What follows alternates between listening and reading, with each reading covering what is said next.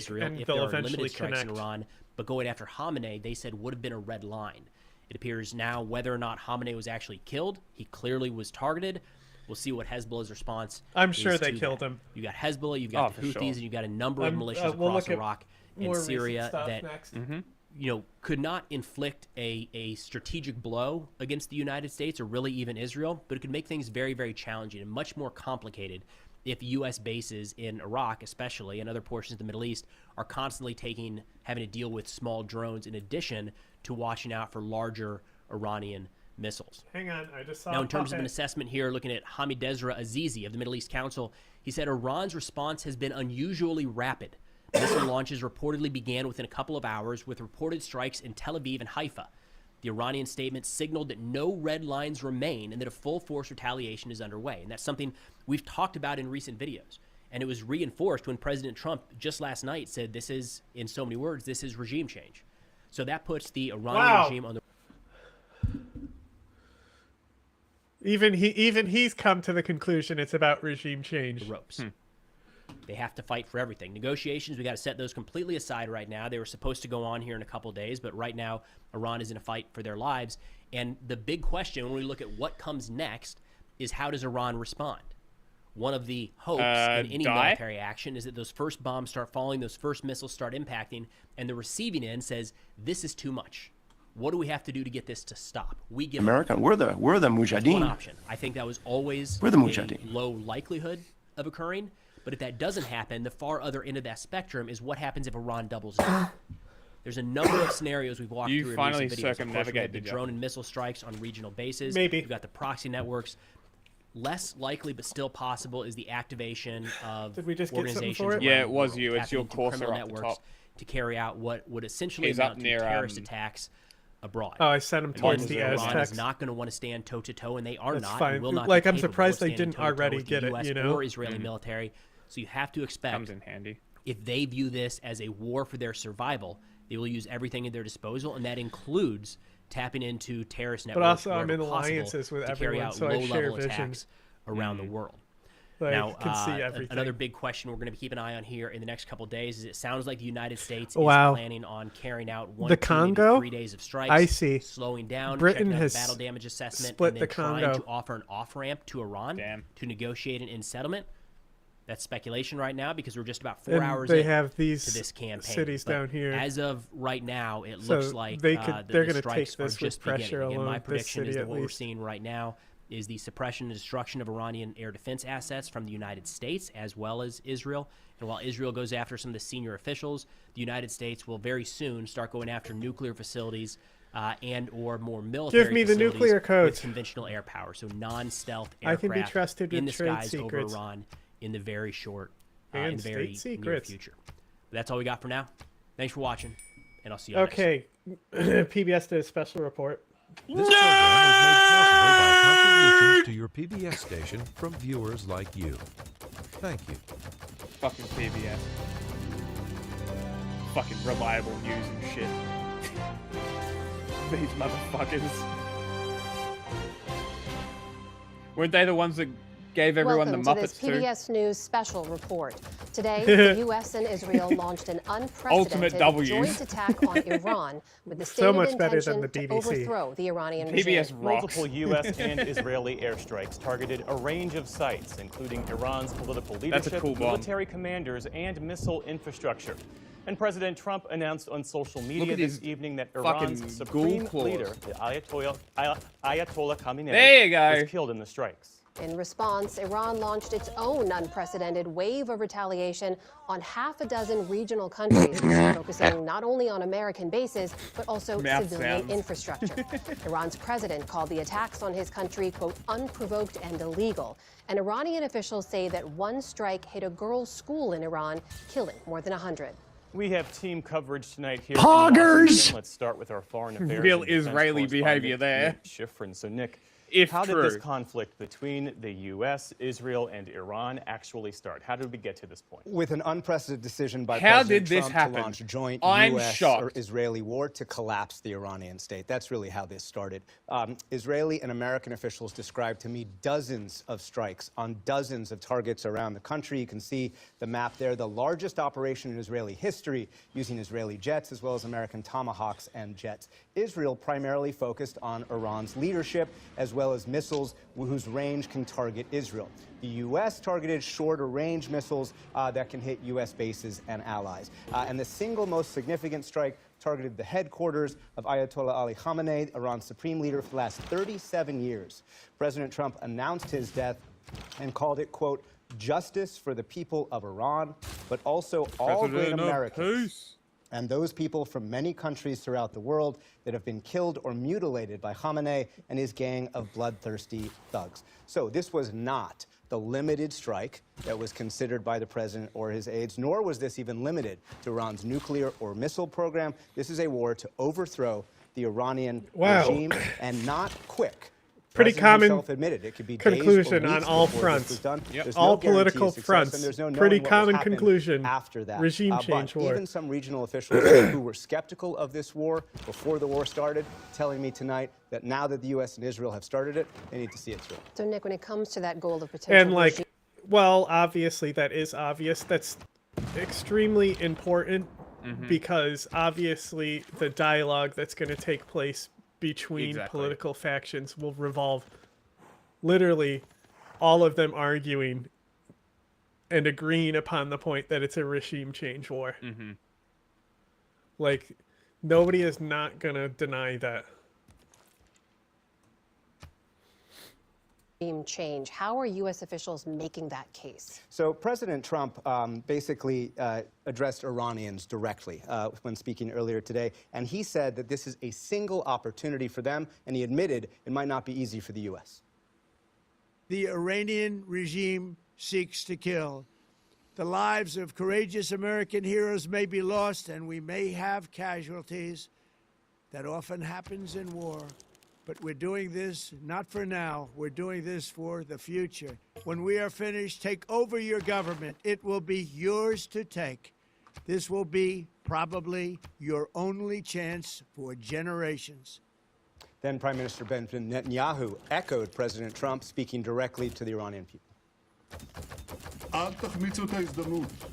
Do not sit idly by, because soon your moment will come. The moment when you will be required to go out to the streets in your masses, to go out to the streets to complete the task and overthrow the regime of horrors that is embittering your lives.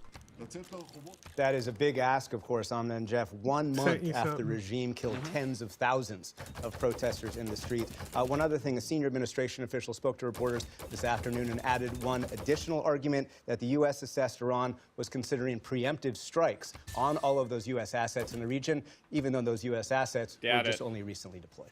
How has Iran responded to this, both militarily on the ground and then politically from Tehran's leadership? You know, as you said, it's really an unprecedented response, not only because of the geographic range of the targets, but also the nature of the targets. Let's take a look at this map. Multiple regional officials confirmed to me Iranian strikes on targets in Bahrain, Jordan, Kuwait, Qatar, Saudi Arabia, and the United Arab Emirates. And I want to show you 2 specific attacks. Oh my God.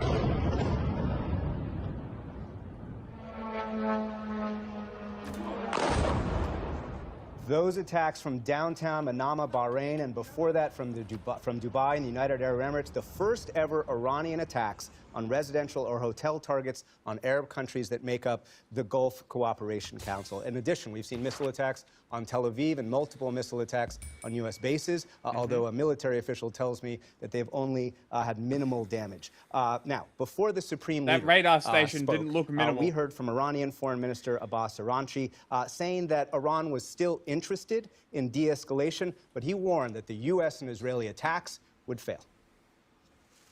You cannot, change this regime because it's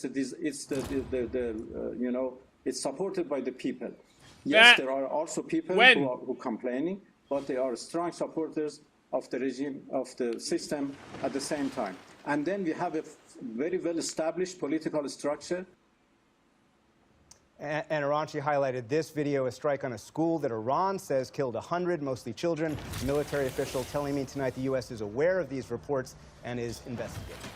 What are we seeing in the way of a political response from the rest of the world? Amna, before this attack, as you and I have talked about, many Gulf countries made it clear to the U.S. that the U.S. could not use their countries for an offensive strike on Iran. But all of those countries today not condemning the U.S. or Israeli strikes, instead condemning the Iranian counterstrikes, with one exception. The Omani foreign minister, he wrote, quote, active and serious negotiations have yet again been undermined. As for the U.S.'s NATO allies, they are divided today. We heard from Canadian Prime Minister Mark Carney. Canada, quote, supports the United States, but French President Emmanuel Macron said that the aggression must stop.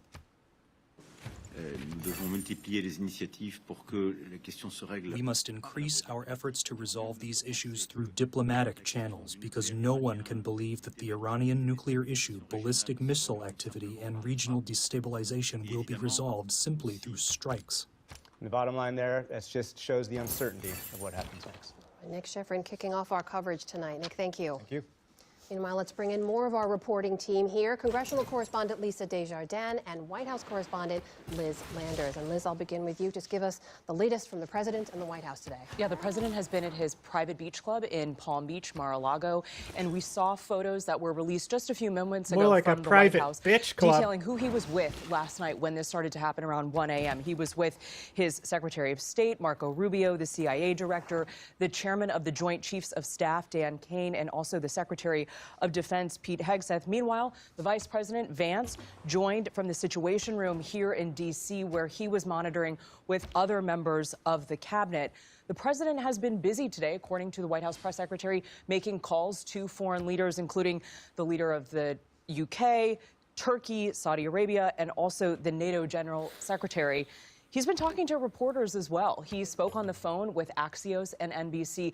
Axios in particular, he said that he has several off-ramps for this conflict. He said that this could go a long time, or it could also be over in a few days. And NBC News asked him who is going to lead Iran now, and he said, candidly, I don't know. So we're continuing to monitor the president. We are not likely to see him, though, for the rest of the day, Amna. Meanwhile, Liz, I know you've been reporting on this all week. The president's fielding questions about those ongoing negotiations with Iran, indicating he wasn't happy with how they were going. How did we get to this point? The president said over and over this week publicly that he wanted diplomacy to be the first route here, but he also made it clear throughout the week and also during the State of the Union to millions of Americans, he said that Iran cannot have a nuclear weapon. So he had made that clear. We saw also some reporting this week and some leaking through the press about what the chairman of the Joint Chiefs had apparently been telling him. The Wall Street Journal, the New York Times, a few other news outlets confirmed that Dan Kane had warned him that this could be a serious issue if the United States engaged in a long-term conflict with Iran because of depleted munitions here in the U.S. after giving support to Israel and Ukraine over many years now. Trump pushed back on this on Truth Social, saying that Kane had told him that the Iran operation could be easily won. But yesterday, the president said to reporters, I was there as he was leaving the White House, he said he had not made a decision about Iran, but said, quote, we are not exactly happy with the way that they've negotiated. Liz Landers, thank you. And Lisa, the Constitution gives Congress the sole authority to declare war, something, as you well know, Congress has not done in decades. How are lawmakers seeing their role in this moment? Under the War Powers Act of 1973, the administration must notify Congress within 48 hours of introducing troops into a conflict. Secretary of State Rubio did that. He called the so-called Gang of Eight, the top leaders from both parties, and in one case texted one of those leaders. Now, the War Powers Act also says that presidents can only continue that conflict for 60 to 90 days. However, most presidents have ignored the War Powers Act. They have said that they think that's unconstitutional. There has not really been a test of that before the Supreme Court.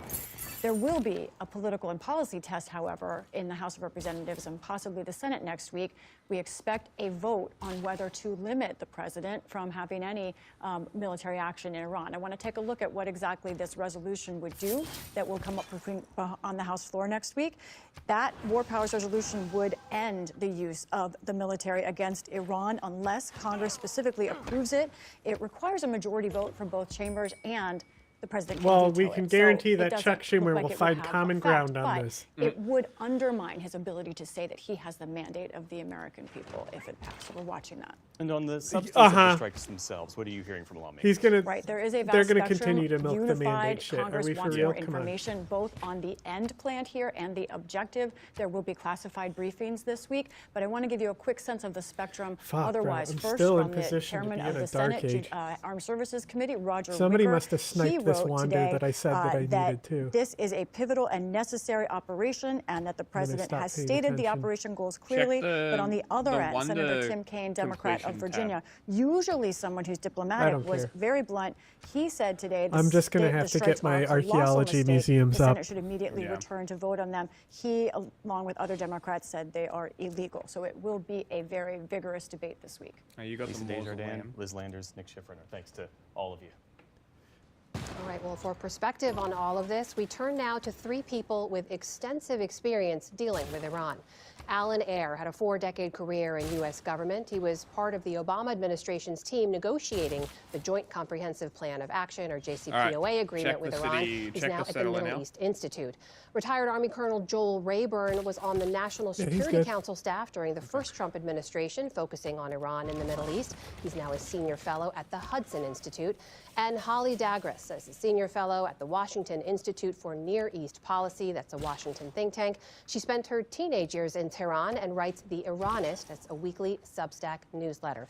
Welcome to you all. And Alan and Colonel Rayburn, I'll begin with you. If you can give us briefly your assessment. I have a feeling you may disagree on this. Alan. But just your reaction to these unprecedented strikes, and if it's clear to you what the objective is here. Alan, to you first. Well, thanks for asking.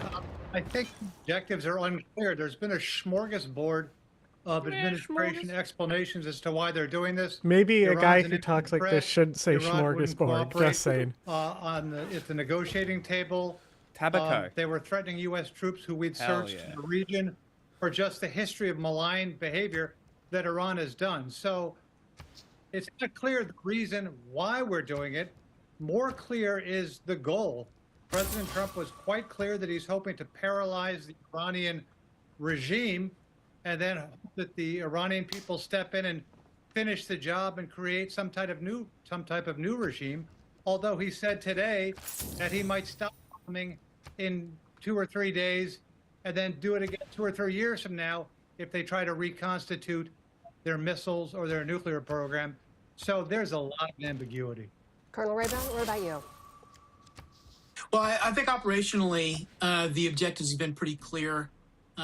If you combine it with the operations last June that struck the nuclear sites, that was a major objective. The nuclear program, ending the nuclear program, the ballistic missile and drone program.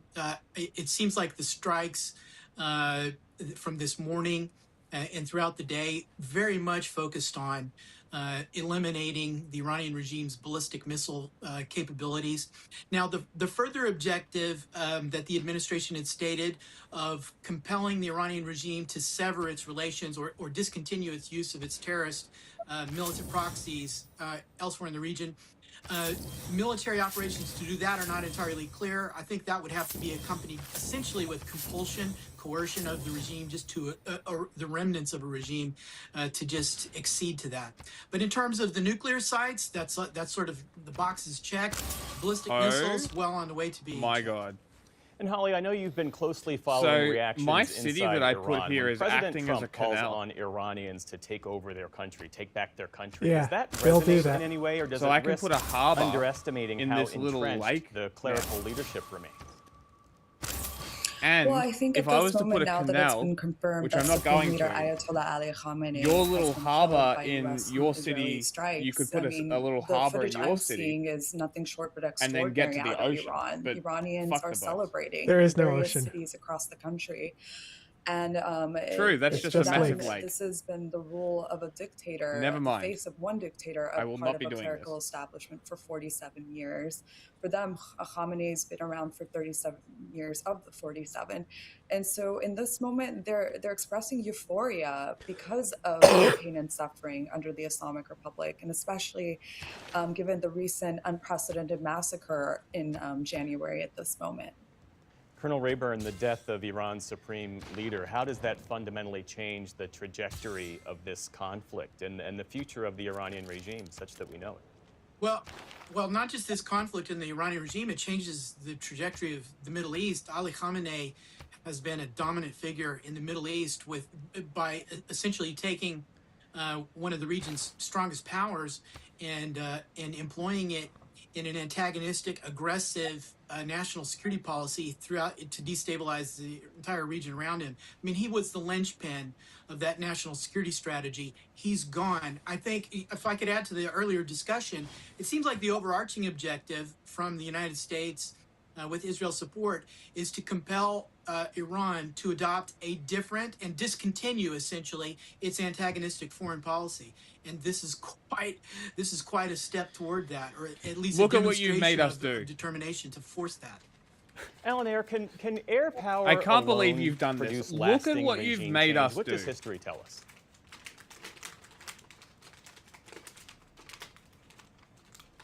I'm sorry, I'm hearing background noise from the control room. Yeah, air power is not going to bring about regime change. Air power can paralyze the institutions that are controlling Iran and perhaps even possibly create a space for the Iranian people to revive their protests that, as Holly said, started late last December and continued in January. But history has shown us clearly that you can only do so much from the air. And as Susan Maloney from the Brookings Institute said, one thing you can't do from the air is create democracy. Holly, what's your reaction to what we've heard here so far, especially when you look forward to what the Iranian people would like to see happen next, especially in the way of intervention from the international community? As you've mentioned, previous uprisings have been squashed. What do you see happening in the days and weeks ahead? Well, it's really hard to read in this moment. Granted, I did talk about video and footage coming out of Iran. There is a communication shutdown, and what we've been seeing is through Starlink, which 50 to 60,000 Iranian users use terminals inside the country. So in this moment, I have to say, before the strikes had begun in January, we saw before the unprecedented massacre on January 8th and 9th that Iranians were thanking President Donald Trump. They were changing street signs. And it was because the president had said, help is on the way, take over your institutions. And of course, it took many, many weeks for us to get to this point.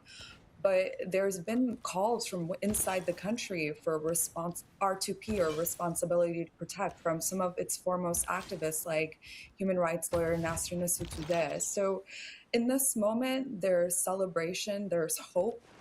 But as Alan noted, it's not something, democracy doesn't come from the air overnight. And so I think we're going to have to wait and see what the developments are on the ground. And if these protesters that I've mentioned that we're celebrating are brutally crushed by the remnants of the security forces that still continue to exist.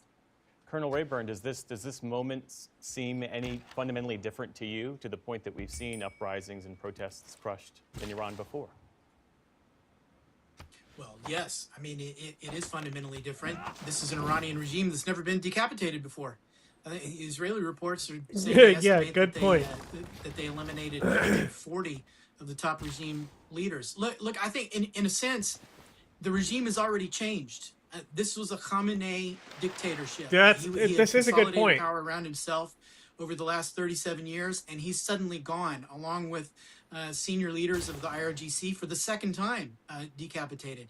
So already, whatever leadership remains in his wake is going to be different. They're going to have to adopt a different attitude. The military mismatch is still going on. American and Israeli planes are still flying. It only gets worse militarily from here for the Iranian regime. So I think there's probably a window of opportunity coming. Alan Ayer, lastly to you now, as you look ahead in the days and weeks of what's to come, if the goal here was decapitation of the leadership structure, if the nuclear program has been degraded, we're talking about a different regime in Iran today than 5 years ago, even a different region, even in terms of the way that the balance of power has shifted. What's your guidance to the U.S. government on what those continued strikes President Trump has said could happen, could and should look like? Because I needed well, I mean, tunnels. again, it is correct to say that the Iranian leadership has been decapitated. But like a Hydra, they got a lot of you need new the military heads. academy And to Ayatollah Khamenei train and the the others military engineer. had planned. I've got the military for engineer. This decapitation strike, they had Oh, you appointed don't need an academy then? successors, and it's not I'm not so sure much what a gives you question the of engineer, but personalities no, as I think it's institutions. So to what extent the engineer will is bombs with from neither. above not just kill important people, and in fact it has killed lots of key leaders, but destroy the institutions that can regenerate Holy new shit. leadership. Their That's what I'll build be charges watching in can the weeks also ahead, because at a certain complete point, 20% of a when damn President Trump and aqueduct the or Israelis flood are barrier. essentially just bombing the rubble, but the Iranian Crazy. I didn't know that. repressive and oppressive leadership structure is still in place to repress its own people. It unlocks then with the an question armory. becomes, So what I'm now? assuming that's what you Holly, get. we have about 30 seconds left for a final thought. Right. Yeah, I mean, the thing is, I think in this moment we have to acknowledge the Iranian people in this. New They're hopeful. districts I know for we're putting me. our analyst hats on Make it here, me. For talking me. about military strategy and the outcome. I need I think culture it's too bombs. soon to tell, Fine. but in this moment, I think we should You're only getting hone one in on vote, that though. factor that they've been under this brutal, repressive You regime want for population 47 growth? years. And they've been calling for the ouster of the Islamic Republic for a long time no. now. And this is where things are. Alan Ayer, Colonel Joel Rayburn, and Holly Douglas, our thanks to the Do three of you. Sweden. For population And let's growth? turn now to Reza Sayah, special correspondent Okay. in Tehran. It's good to see you. So give us a sense of what you've seen and heard there on the ground today. Yeah, this was a bleak, grim, and scary day for the people of Iran, a population that has seen a lot of adversity over these past 5 decades. And this time, the adversity they're facing was an attack by the world's leading superpower, the United States of America, and the regional power, Israel, both of them nuclear powers, mind you. The attacks, the first wave of attacks started at about 9:40 a.m. Local time. This was a Saturday, the first day of the work week here in Tehran. I was at home with my 7-year-old daughter when I heard these jarring explosions, these jarring booms, and that's when I knew that this was an attack. I quickly put my daughter in my car and then headed to northern Tehran to somewhere safe. And in traveling to that part of the city, I saw some remarkable scenes. Stunned, people in shock, pouring out of buildings, looking up at the sky, trying to figure out where these explosions were coming from. Many people on their cell phones, many scurrying to get home. I saw people Honestly, flagging down loyalty lost for motorcycles Amani to Torre beat, is not bad. the traffic. And some of the scenes that'll stay with me for a very long time are seeing parents, many parents racing to schools to take their children to safety, many of their children in school uniforms. After that initial attack, there was a lull for about several hours. That's when we saw state media reporting that the offices, the headquarters of the Supreme Leader had been targeted, the offices of the president and other leaders. At that point, no reports of any casualties and fatalities. We saw a report in state media that a school in the southern city of Minab was hit by a missile. At last report, 90 students and teachers were killed in that attack.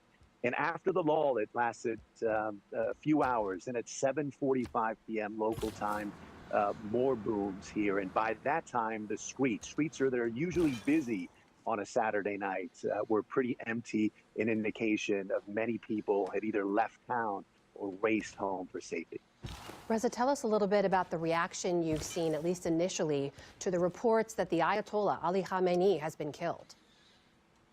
First off, we should point out that no one here, no Iranian official, state media has confirmed those reports. When we heard those initial reports citing Israeli officials, it was about 11:30 p.m.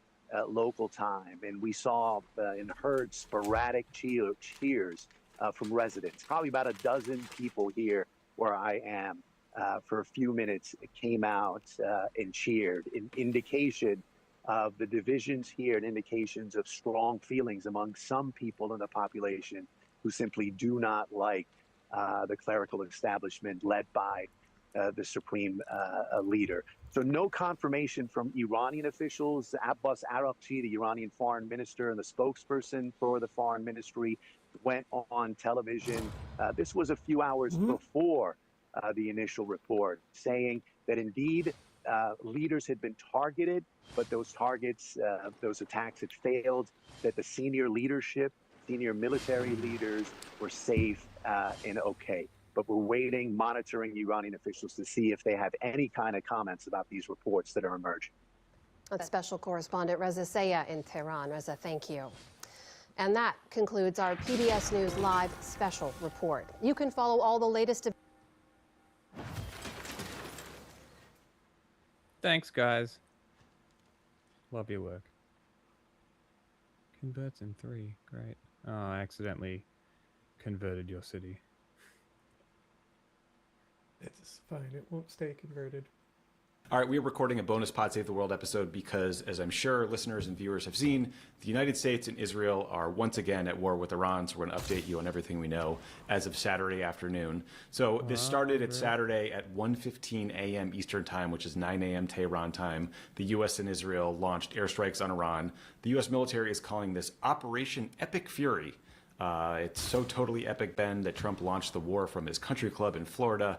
Targets so far include the supreme leader of Iran, his compound. The Israelis say the supreme leader, Ayatollah Khamenei, is dead, and that Netanyahu was shown footage of his body. That's in news reports. Iran says that's false.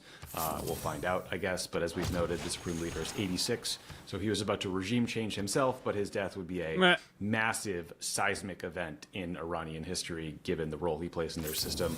It sounds like he was specifically targeted by the Israelis and not by U.S. forces, and that they also targeted the supreme leader's son, but he may have survived. President Pezeshkian was reportedly targeted as well. Again, the Iranians say he's alive, but we'll find out. The timing of the strikes were reportedly based on intelligence about when senior regime officials would all be meeting. Israel said they had about 3 gatherings of Iranian officials simultaneously. Israel said 200 jets bombed 500 targets. They did it during the daylight because they thought that would be a surprise. Israel said it killed the head of Iran's IRGC, the Minister of Defense, and a bunch of other top military officials, and it seems like the U.S. is confirming it didn't happen when I thought it was going to happen. I went to bed going, I guess it's not going to happen. And then right after I went to bed, it happened. 900 targets in the first 12 hours. They were focused on military sites, including the Islamic Revolutionary Guard Corps command and control facilities, air defense targets, missiles, drone sites, military airfields. Iranian state TV says that one airstrike hit a girls' elementary school and killed 85 people. Obviously, we can't confirm that, but CENTCOM says they're looking into those reports. So Iran so far has responded by firing missiles and drones at Israel. It sounds like they fired off about 300 of them. They fired at U.S. bases. They fired at civilian targets as well in the UAE, Qatar, Bahrain, Kuwait, and Jordan. Most of these Iranian missiles and drones seem to have been taken out by air defense systems, but there are some pretty scary videos out there on social media of either Iranian ballistic missiles or Iranian drones striking targets, including civilian targets, like a high-rise building in Bahrain or a hotel in Dubai. On Saturday, Iran's Revolutionary Guard announced that, quote, no ship is allowed to pass the Strait of Hormuz. So they're saying they're going to close the Strait of Hormuz. We'll see if Iran can deliver on that promise, but if they are able to, the economic impact would be massive. Every day, about 20 million barrels of oil pass through the Strait of Hormuz. It's about 1/5 of the world's supply. Then there's other shipping. Trump released a video statement about all of this morning. In it, Trump kind of played all the hits, Ben, when it comes to U.S.-Iran tensions. He talked about the U.S. Embassy personnel being held hostage in 1979. Talked about the 1983 Marine barracks bombing. He claimed that Iran was involved in the bombing of the USS Cole in 2000, which is just not true. Someone should tell Al-Qaeda that. I think they take credit. He also once again claimed that Iran will soon be able to reach the U.S. with its ballistic missiles, which again is a lie. They probably told them. Here's an excerpt of Trump. I think this is the section of the speech that seemed to most specifically lay out the goals of this conflict. Let's watch. It has always been the policy of the United States, in particular, my administration, that this terrorist regime can never have a nuclear weapon. We sought repeatedly to make a deal. We tried. They wanted to do it. They didn't want to do it. Again, they wanted to do it. They didn't want to do it. They didn't know what was happening. Why did you cancel the deal to begin with? Evil. We are going to destroy their missiles and raise their missile industry to the ground. It will be totally raise it to the ground, obliterated. We're going to annihilate their Navy. We're going to ensure that the region's terrorist proxies can no longer destabilize the region or the world. The lives of courageous American heroes may be lost, and we may have casualties. Some of you may die. Happens in war. Why don't you go to the front line? I'm willing to make. The armed forces and all of the police, I say tonight, that you must lay down your weapons and have complete immunity, or, in the alternative, face certain death. Finally, to the great, proud people of Iran, I say tonight that the hour of your freedom is at hand. When we are finished, take over your government. It will be yours to take. This will be probably your only chance for generations. For many years, you have asked for America's help, but you never got it. No president was willing to do what I am willing to do tonight. Now you have a Poggers! president who is giving you Wrong what one. you want. So I have let's to see relearn how my you sound respond. bites. This is the moment for action. Do not let it pass. Okay. You know how when they put on the belt with the bombs on them, and just before they get ready to go off, they say Allah Akbar? America, we're the Mujahideen. Yeah, it's always reassuring to have a president launch an illegal and unnecessary war wearing a baseball cap in the middle of the night at Mar-a-Lago. Yep, But that's where I putting wanted that to be. aside for the moment. I think the headline here is that this is the regime change war. And we've walked up to this precipice with Trump like several times. And each time he took a more limited action, whether it was assassinating Qasem Soleimani or whether it was the 12-day war when he bombed nuclear sites principally. But this is clearly based on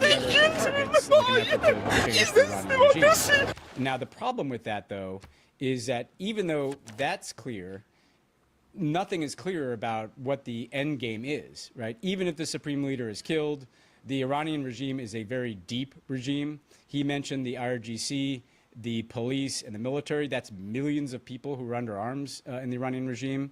And so whether this devolves into civil conflict and chaos, or whether some IRGC-led regime emerges, we have no greater clarity today than we did before this began about how the U.S. sees this thing ending. And we do see already some of the consequences that could come from this war. We're only one day in, but we've already seen Iran, unlike last time where they showed some pretty calibrated restraint. It seems like they're firing missiles in all directions. They're trying to exact a cost on the Gulf countries for hosting U.S. bases, or just to kind of create a sense that, if we burn, you burn too. They're launching missiles at not just bases, at Israel as well. And so we're seeing the beginning of what could be a kind of regionalization of this conflict. And so this is a very dangerous moment. And I have no reassurance from Trump or anybody around him that there's a plan for how to land this plane beyond we're going to go in there and destroy as much of this regime telling me as we the can. fascists have no before it plan? becomes kind of almost politically No way. unsustainable for us to be bombing this country. Then we'll stop, and you Iranians rise up. But if those Iranians are massacred again, if it turns into a civil war, Yeah, what if there's no plan B? the American bombs Yeah, I mean, hit it them just, and just it's not clear ate to the me that Trump regime? realizes that he started something that he's not able to stop, because Trump is doing a round of interviews. He's talked to like NBC, Axios, a bunch of other outlets.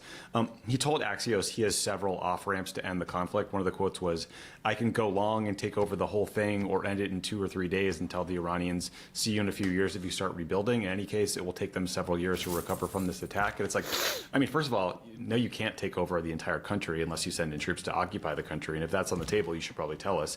Second, like, we don't know really if Trump is actually thinking about off-ramps, or if Barack Ravid in this 5-minute call was like, "Hey, what's your off-ramp?" And he was like, "I got a bunch of them." Trump also told Axios that he asked his team to compile every Iranian-linked attack around the world in the last 25 years, and clearly that was sort of reflected in the speech he made. But if you have to do that, it seems like you're really struggling to justify why this has to happen now. And I think all of that just speaks to your point, which is like, we have no idea what's going to happen next. This could end quickly, or this could go on for a long time. And by the way, Nubia doesn't seem thank to you for want to watching this join the episode of Pod Save the World. Please anti-blackface subscribe league. on wherever you get podcasts, or on YouTube, because we're going to be covering this She must story be racist. really, really closely. Exactly. And we're not She must gonna, be like, racist. mindlessly We have to kill her. regurgitate fucking neocon talking points the way a lot of other news outlets are this morning. And it's just like, it's very hard to watch. No one seems to remember the Iraq War or be learning the lessons. So please subscribe to Pod Save the World. Ben, I also noticed that Reuters Why had would a I do story that? the CIA assessed before the strikes, You guys that are even if Democrats. Iran's supreme leader were killed in the operation, he would likely just be replaced by hardline figures in the IRGC. So, Potentially like, worse. again, like, the end goal is not clear. And I noticed this morning, again, like, Trump has been lying about Iran's nuclear program and ballistic missile programs. Gideon Sar, Israel's foreign minister, said that this military action was urgently needed because, quote, delay would have allowed the Iranian regime to reach a level of immunity for its nuclear program, as well as to engage in the mass production of long-range ballistic missiles. That's I've heard just, this one before. It's false. That is absolutely a lie. Like, no expert, no one I've seen I've heard this has before. suggested that Iran was on the cusp Like 6 of months ago, revamping its actually. nuclear program. Yeah, I mean, the war is illegal domestically and before that, internationally. I think I War heard is it again before unnecessary that as as a matter well, of like, timing. I don't The know, maybe threats that 6 they're months pointing before to, that again. do nothing. to Crazy. explain- I mean, the fact that in Man, that these litany Iranians that are Trump just- gave, He was talking about roadside off the bombs in chain Iraq with their 10 years nuclear ago. Is that a development. reason Like to go to war being able now? to I mean, redevelop obviously it those from are terrible zero things that every happen, time Israel and but America it's an absurd strikes it reason to down. launch a war That's now. crazy. The only we new should be pretext working they with these people to developed is this fucking develop ICBM nuclear weapons. threat, This is which wild. Is totally false. Scientific Iran rigor has long had an under ICBM program. It major cannot hit the major United States with an sanctions for ICBM. 50 Is nowhere fucking near being able years. to do that, You and doesn't have a dumb nuclear cunts.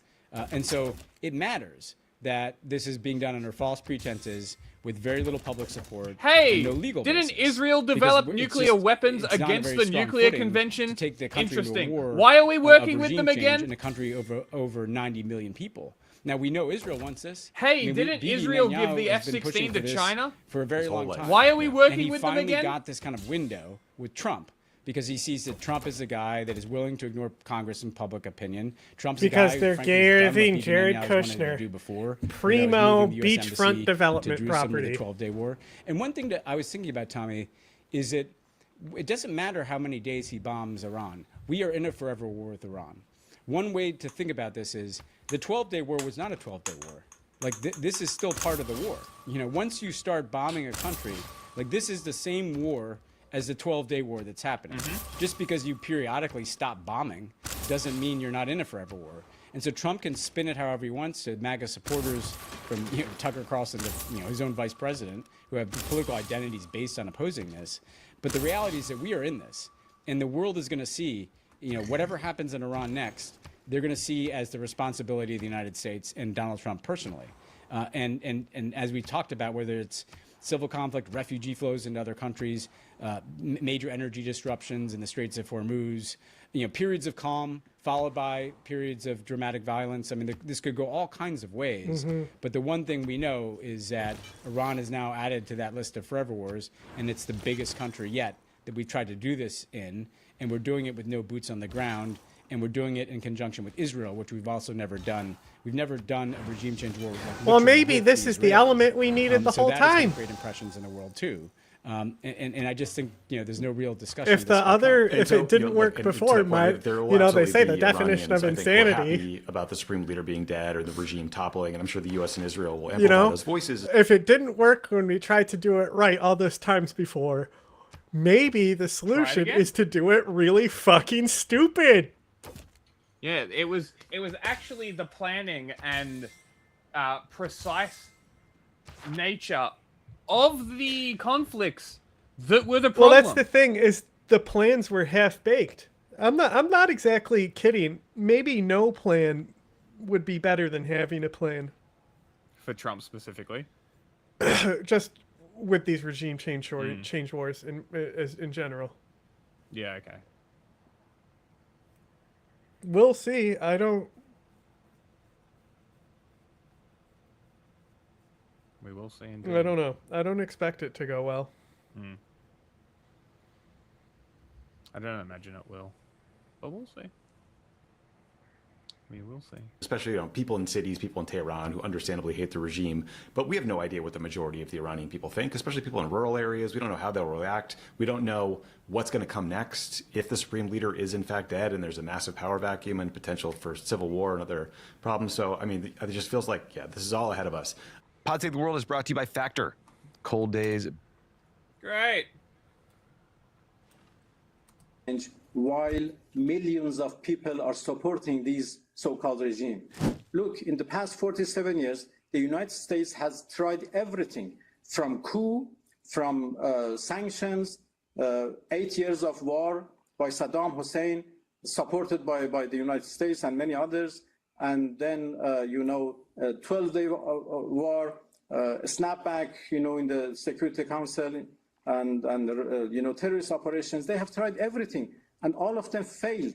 And I don't know why they don't, understand their failures. So if they want to repeat a failed experience, they won't get any better result. If Americans want to talk to us, they know how they can contact me. We are certainly interested for de-escalation. This is not our war. This is an imposed war against us. This is a war of choice by the United States, and they have to pay for that. and they will. So pretty defiant there still. We'll see if that tone holds over the next few days. Ben, I've been struck by Iran's decision or how they've responded. I mean, like they've been targeting densely populated urban areas filled with civilians. They've been hitting targets in places like Bahrain and Dubai, which, you know, in the near term seems like the best possible way to get the entire Gulf to rally against you. That said, maybe the calculus is just like, let's up the cost of this war in every way. Let's inflame these populations, see if we can turn them against their governments for supporting the U.S. and not in Israel and not Iran. I've also seen reports that Iran has fired at Saudi oil infrastructure. I'm not sure if those are true. It doesn't sound like they've hit anything yet. I think, you know, the big question I have is like, how long will the Iranians be able to retaliate, and what will it look like? Fox News says Iran fired about 300 missiles today. They have 2,000 long-range missiles and 2,000 shorter-range missiles total.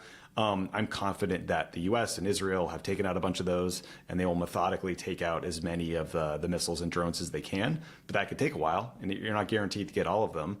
We also don't really know what the Iranian Navy will be able to do.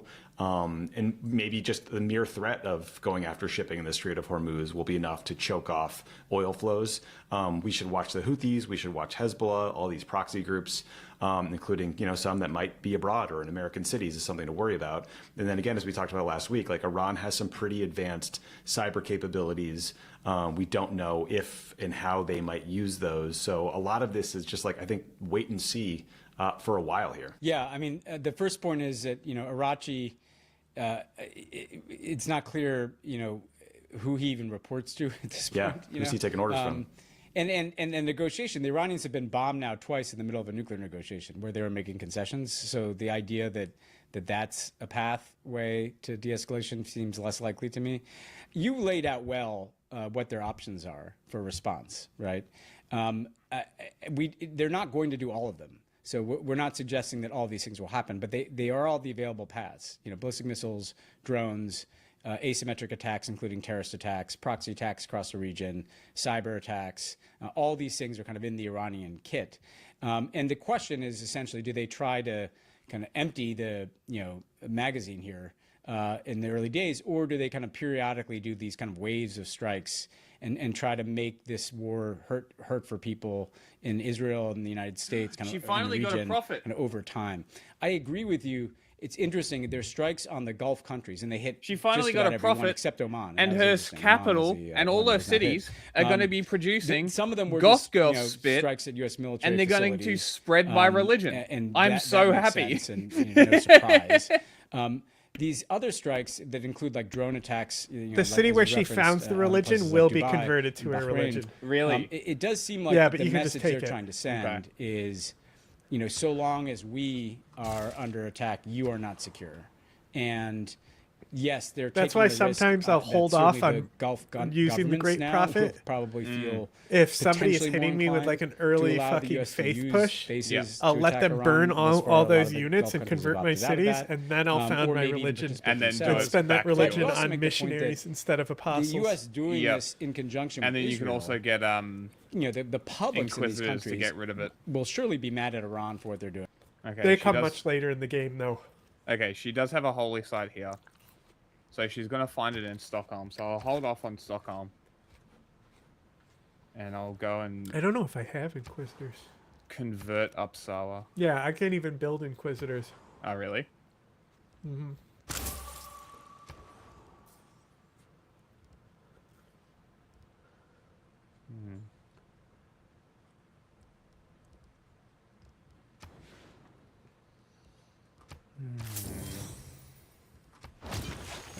But also, I think we'll blame Israel, who there's no love for in the region, as well as the Sweden United still States has warriors. for launching this war. And essentially this sense that the U.S. and Israel are involved in kind of a strategy of creating chaos in the region. You know, that whether it's the strikes in Lebanon or Syria or Yemen or now Iran, that there's this kind of moving wrecking ball of chaos that is harming people. And we should be, you know, that school, I guarantee you the #1 image of the war being consumed around the world, well, if not #1, it's certainly up there, is the In the image Middle East, of at those, least, yes. Yeah, of those parents screaming because they lost their children in that school. It's a horrifying video. And so, look, Now, so in a weird way, Iran is kind of reinforcing the chaos strategy. You know, it's like, oh, see, look what's happening. We have no choice but to kind of pour gasoline on this fire that was set. And again, it's going to make them a lot of enemies. But I think that their view is like we have to set as many fires as we can to make this war feel as uncomfortable for people as we can. But to me, Nazi the shit. ultimate future of the war will be determined inside of Iran, inside the politics of Iran. And that we don't know how that's going to play out at all. Yeah, it does seem like they've decided they have to up the cost. I mean, anyone who was saying that in advance was right. So, Ben, I know like nobody in the United States cares about hypocrisy or anymore, or lies, but we should just point out that Trump explicitly ran against regime change wars and wars in the Middle East in particular. In 2011, he had this to say about a war with Iran and Obama. Let's watch. Our president will start a war with Iran because he has absolutely no ability to negotiate. He's weak and he's ineffective. So the only way he figures that he's going to get reelected, and as sure as you're sitting there, is to start a war with Iran. In August of 2013, Trump I am a tweeted, quote, "The president must Stegosaurus." get congressional approval before attacking Syria. Big mistake if he does not." That's all I heard. J.D. Vance wrote an op-ed with a headline in the Wall Street Journal. This was from January 2023. Trump's best foreign policy, not starting any wars. He has my support in 2024 because I know he won't recklessly send Americans to fight overseas. Tulsi Gabbard used to sell Ben "No War with Iran" T-shirts, and now just to make sure she was fully humiliated. There's images of her sitting in the Situation Room watching the war unfold at And she still has the kids' t-shirt table on. hosted by J.D. Vance while Trump's down at Mar-a-Lago. David Sachs, who is not really relevant to this debate, but is someone we personally find loathsome, tweeted in March of funny? last year, "What did removing Saddam, Gaddafi, So Assad get us? one of Chaos, civil my war, apostle genocide." that's sitting here, the upgrade, the reason it's there is because I got the upgrade where it basically acts as an inquisitor. So I deleted the faith already, and I've got one charge left. So I'm just going to delete her faith and then just take her city, which that's going to be very funny because she's going to get very mad at me. She's like, "I just found this religion. Fuck you." And then she can't do shit because she won't be able to get it back. That's what happened to me the other game.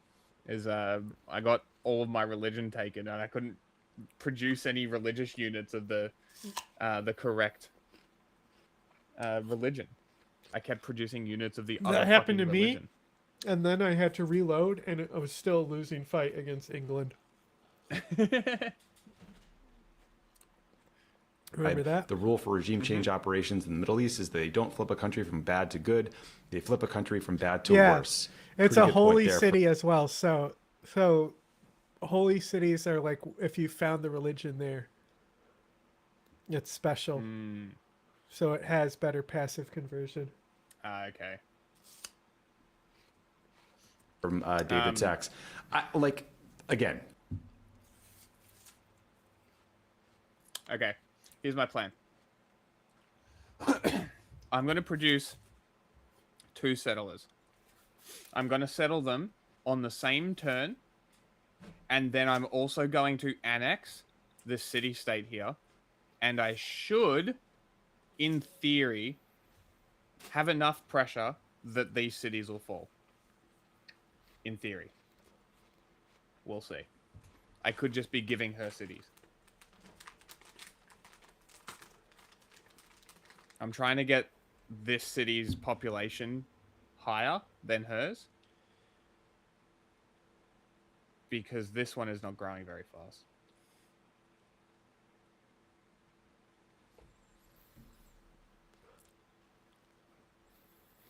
The war started. It is what it is. But I do think it is worth pointing out how much Trump lied and how he ran against this, because maybe parts of MAGA will go along with anything he does and says. I understand that. But a significant percentage will not. They think this is religious a bad idea colonization, but I do because they have don't- scripture, which is why your shit has been going to mine passively. So I get 25% stronger spread and then 50% when printing is researched. That being said, I should research printing. Fuck off, England. Because it's sitting there with 2 turns to research, so I should probably do that to get my stronger religion spread. Want to see American service members killed. They don't want to spend the money. They feel like we are getting led around on our foreign policy by Netanyahu and the Israeli government. And those are things that will be harmful to Trump politically. Yeah, I mean, this is going to be a real cleavage inside of his coalition. Cleavage? Right? I mean, this is, again, it's not a secondary issue for a lot of people. You know, Tucker Carlson, Steve Bannon, I mean, really the leading lights, such as they are, of MAGA. And look, what's amazing about this is that one of Trump's most effective arguments was this one against ending forever wars. It was central to his rise, right? When he dismantled Jeb Bush on the debate stage in 2015 over Iraq in a way that no other Republican would, that's when he moved to the front of the pack. Like, he would not be president without his kind of repeated opposition to this idea of forever wars. In the first term, too, he was much more careful about, the United States getting into conflicts. He has now bombed 7 or 8 countries, I've lost track, in just the first 13 months of his second term. And he's proving to be not the kind of disruptive corrective to American imperialism and wars of aggression and forever wars. If anything, he's proving to be the uber manifestation of it. I mean, even these targets that he's going after are kind of the old, in-the-closet, targets of hardline Republicans like Lindsey Graham. Venezuela, Iran, some people Cuba, can be in the anti-blackface league. I'm fine with that. In the Republican hawk cupboard is coming out, and people know that. The Nubian religion? And Get the nobody fuck out of asked here. for this. And Tommy, I'd say, just to take another point that doesn't get discussed much, the price tag for this thing. I was talking to somebody today who was suggesting to me that if it's just even like a few weeks, tens of billions, right? This massive amount of military force moving and deploying into to the Middle East, and then all these munitions being used, maybe the damage that's being done. We saw some damage to our facility in Bahrain. I mean, do Americans want us to be spending tens of billions of dollars to aggrandize Donald Trump to go along with Bibi Netanyahu's obsession with killing the supreme leader and removing the Iranian regime? No, they don't. And look, normally I kind of roll my eyes when you hear from military people that where our stockpiles are running low or this or that, because that's not where we have a lot of weapons. But experts will tell you that we really are running seriously low on interceptor missiles for missile defense systems. We're running low on the Tomahawk missiles, the TLAMs. If there is a war with China, God forbid, or if we need to respond to them taking Taiwan, we will be dangerously low on munitions. The Chinese are happy about this. And yes, Trump told us he would end the war in Ukraine in 24 hours, and instead he has launched 2 regime change wars in the first 2 months of 2026. We have to be able to prosecute that case, Ben. And which I think brings us to the Democratic Party's response so far. War crimes. Candidly, most responses I've seen have been pretty weak. There's some exceptions that we should talk about. They have been focused on the process and Trump's obligation to come to Congress for a vote before going to war, which of course is true, but it's not my main issue with going to war with Iran. Some Democrats have focused on Trump, not explaining his strategy or making the case. Again, I agree with them, but not the issue. So what I just want to see from Democrats is go at the heart of why this is a bad idea. I want them to say there is no urgent threat from Iran's nuclear or ballistic missile program. The one to is the losing United loyalty. States. Talk about how regime change wars have ended It's just disastrously, barely both for the keeping U.S., it. for the countries we launched them in. But she might for the have rest of the governors. world. Look at the migration crisis in Europe. Trump has started The something other one he is cannot also control. a It doesn't little matter bit what he down, tells but you, it's and he now regaining- owns the consequences. Positive the World is brought to you by Helix. Loyalty. Interesting. Against this, Democrats have to make that argument. There's a war powers vote next week, which, again, good on Ro Khanna and Thomas Massie for pushing this, but it's a little late, guys. This is what you and I were complaining about last week. We're getting yelled at by people on Twitter, but it's now is not the time for long statements, Not that are 4 Twitter. paragraphs of throat clearing about how bad Iran is before we get to the heart of the matter, which is this being a catastrophically bad idea. So I don't know. What's your advice for Democrats who might be figuring out what to say? Well, first of all, you're right, because we saw this build up for weeks. Good on Ro Khanna for tabling It's this a shame you resolution. didn't build But line to the people who are infantry. telling us, oh, we're working it through the process. Well, I did. You just proved the point that if you really cared about have this 3? thing, You know, you would have No. fought like hell to get a vote on there's this the problem. before Trump actually bombed the country. It kind of speaks to how Here Congress goes has Sweden been finding that absent religion. on this thing that they're going to have to vote after. Just enough I wanna to, pick like, out hold these some of the people who've been barbarians good, back. and I'm not going to be able to name check everybody, but like Tim Kaine and Chris Van Hollen in the Senate. And long Because term, the barbarians got fucking line infantry. Yeah, criticize Kaine on war Democrats, powers. criticize the Republicans. Yep. And not just war powers though. He as diverse people as Tim Kaine, Chris Van Hollen, and AOC. Where'd that little like cunt go? had different components where they're like, it's illegal, it's unnecessary. There it is. They lied about the reasons to do it, Come here, you and it filthy ignores the fucking lessons of cunt. history. Of regime change wars in the Middle East. So that's an objection The missionaries on always policy, fucking run process, away. history, all of it, right? That's the kind of case you can make. Jason cunts. Crow, I think, made a very powerful case as a veteran where he's like, not only is this not what the American people want, you know, this doesn't lower prices, but time and again, working class people have been screwed because they have to foot the bill for these wars by fighting in them or paying the taxes for them, you know? So there's a kind of populist message that I think is important. It's not just like politics. It's true, you know? It is fundamentally true. Created an apostle and so I quickly think no in the defensiveness. Lileb place. The process is one piece of I a don't know much if I have bigger picture here the faith for as it? to why this is wrong. No, I don't have and holy I think sites there. Democrats have to be willing to make that argument. You know, it's interesting to me, Tommy, that you mentioned that the polls fluctuate to 70 to 80% of Americans are opposed to this. You also saw a public opinion poll for the first time the other day that more Americans sympathize with Palestinians than Israelis, and that is an overwhelming majority among Democrats. And let's just name the fact that oftentimes the people who seem the most reluctant to oppose this war are those Democrats who are most supportive of Israel in Congress.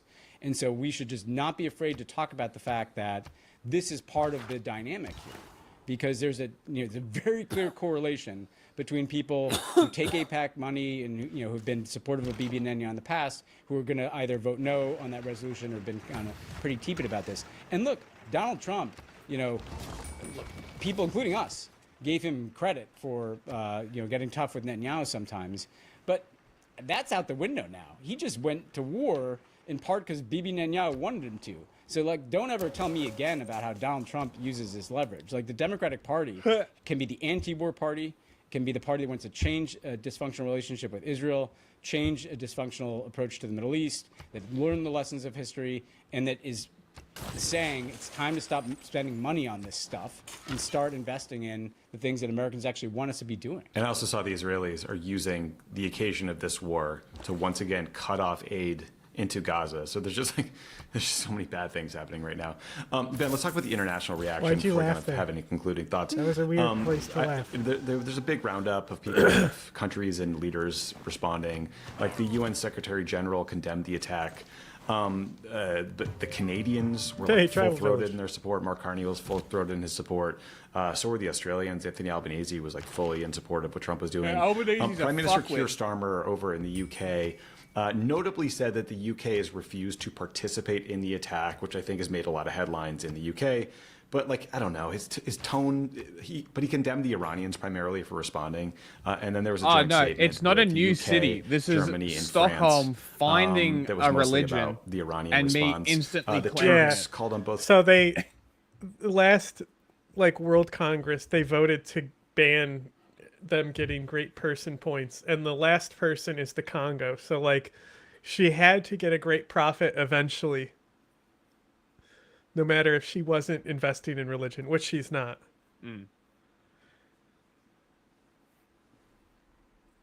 Sides to Fine with me. de-escalate. China called on Iran's sovereignty to be respected. Russia, denounced the Ironic. attack in all the ways you'd expect. China talking it's about kind of a jumbled sovereignty. mess. No one seems sort of willing or able to really stand up to Trump in this moment. But did anything jump out at you? And in particular, what the fuck do you make of the Canadians and the Australians being so for this? Those are the ones About that to get jumped out fucked to up, me. bitch beetle. And look, you're right. I think privately you got these leaders in a room and they did not want this to happen because they're aware of all the consequences. I mean, if the Europeans who, I don't even know. You can read their statements over and over again and have no idea what the fuck their position There is. it is. You know, the EU or Emmanuel Macron, like it's kind of word salads, you know, about how bad the Iranians are, but we have to have consultations and we're concerned. But, you know, they're the ones, by the way, who could end up getting refugees. About to cleanse from this if it goes Lutheranism really south. from the globe. But to me, what stood out, like, you know, Mark Carney, Did she found it? who we you know, praised a lot and has gotten a lot of praise, he stood up at Davos and said that the international order was broken and because it only worked for the powerful countries, and therefore the middle powers had to have their own views on things. And I think what's really disappointing about his statement is, I guess he was only talking about trade. I guess we don't care if the United States just goes around bombing countries with impunity, and Israel goes around much more than the United States even bombing countries with impunity. Ken by apostles. So I look. Why not stand up to Trump on this one? Like, what is the purpose and he doesn't even have to be full-throated in opposition, but that statement, tilted towards support, as did Albanese. So I don't know. I was a little disappointed in that because it's like everything else. Like if Trump feels like he can do these things, and the democratic world is going to kind of fall into line, or at least kind of be pretty passive. lady's imagination. It just lowers the bar on him doing it. Sean. And that's the thing, is he could be doing this again and again, right? In Iran, he could kind of keep bombing again and again. We could do this in Cuba. Greenland could come back in the picture. Keep bombing Panama, them. like all these other places. And so you have to be thinking ahead to creating some guardrails around what Trump is doing. Yeah, and look, you and I recorded an episode yesterday about how Afghanistan and Pakistan are at war. The Pakistanis said we are at open war, full-throated war with Afghanistan. There are millions of people who are getting pushed across either border. Iran shares a big border with Afghanistan and Pakistan. If Iran descends into civil war or chaos, as you said earlier, like a lot of people will be harmed. A lot of people will become refugees, will get pushed out of the country. There could be massive refugee flows. It's just, this is like, we're at like minute one of the game here. And it seems like Trump is already trying to spike the ball with all these phone calls and, bragging to press and et cetera. But I don't know. So look, I guess we'll wait and see if the Supreme Leader is really dead. We'll wait and see who will take his place, if that is the case. Any other things you're watching in the next kind of 12, 24 hours? Well, so if the Supreme Leader is dead, I would definitely, how is that announced? Who announces it? Is there a succession plan? I mean, I think we'll get a pretty quick understanding of nobody the kind of likes political her. strategy and dynamic inside the Iranian leadership. So I think that's an important thing to watch. Do Iranians heed Trump's call to kind of rise up and start to create The like Congo a civil is losing conflict, the city essentially? to loyalty, like I so said that there are they would. clashes in the streets, just like there are clashes in the Yeah, in the I air. love when the American leaders and Netanyahu call on mostly unarmed Iranians Gonna to start an rise up alliance and with fight their military, England and so I can that watch will her end ass. well for them, I'm sure. But sorry, continue. No, yeah, when Netanyahu in particular, it's like, let me speak directly to Iranian people. The separate, in the Kurdish areas and the Lot of Baluch line areas of infantry. Iran. I get, a lot of people may not follow this, but there are kind of long-standing separatist movements in those regions. Do they start to try to rise up, which could threaten the territorial integrity of Iran? So there's a lot to watch. I think that I want to just echo something you said, Tommy. Like, we tend to consume these things in news cycles, and even Trump loves that 12-day war, right? Like, this is going to play out for years, and it's going to look terrible at some times. It may look fine at other times, but like you could argue that we are in this war now because we had a coup that we sponsored in 1953 in Iran. That looked great on the first day too, and like look where we are now, and so we just have to recognize this is going to unfold like over a long period of time. Yeah, and this thing might end up feeling cost-free to Americans again because no U.S. service members are hurt or killed. I pray to God that no U.S. 1 point, 1 air score away from a golden. I would have made fuck all too. And keep going with trade routes, I think. Yeah, I have No. 18 trade routes, so I have 2. the thing is, especially on the long or the quick stuff online, trade routes sometimes can't even be completed by the time the era change happens. So it's like Yeah. you have to already have a trade network in place. Yeah, pretty much. That's what I found as well.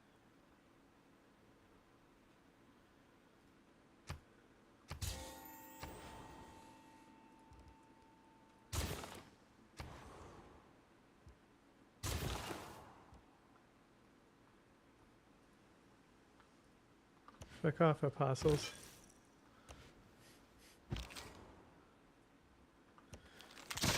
Service members are hurt or killed, or Americans abroad, but there is already an enormous cost to the Iranian people. Like, hundreds are probably dead or wounded already. I mean, this story about the strike on a girls' school is horrific. Iran is a country that was dealing with an economic crisis. Tehran is a place where they're about to run out of water. She's already because of losing climate it, Jimmy. change and other mismanagement and other reasons. So, like, it's a population that has suffered enormously. There was this massive crackdown on protesters, a couple months back. Open your which mouth, Trump was sort of Sweden. cynically making Take the part of his goddamn messaging thing. of why he had to bomb them again. Like, again, I'm sure there are some Iranians who are in the streets who hate the regime, who will be happy that the supreme leader is taken out and like just sort of hope for something better.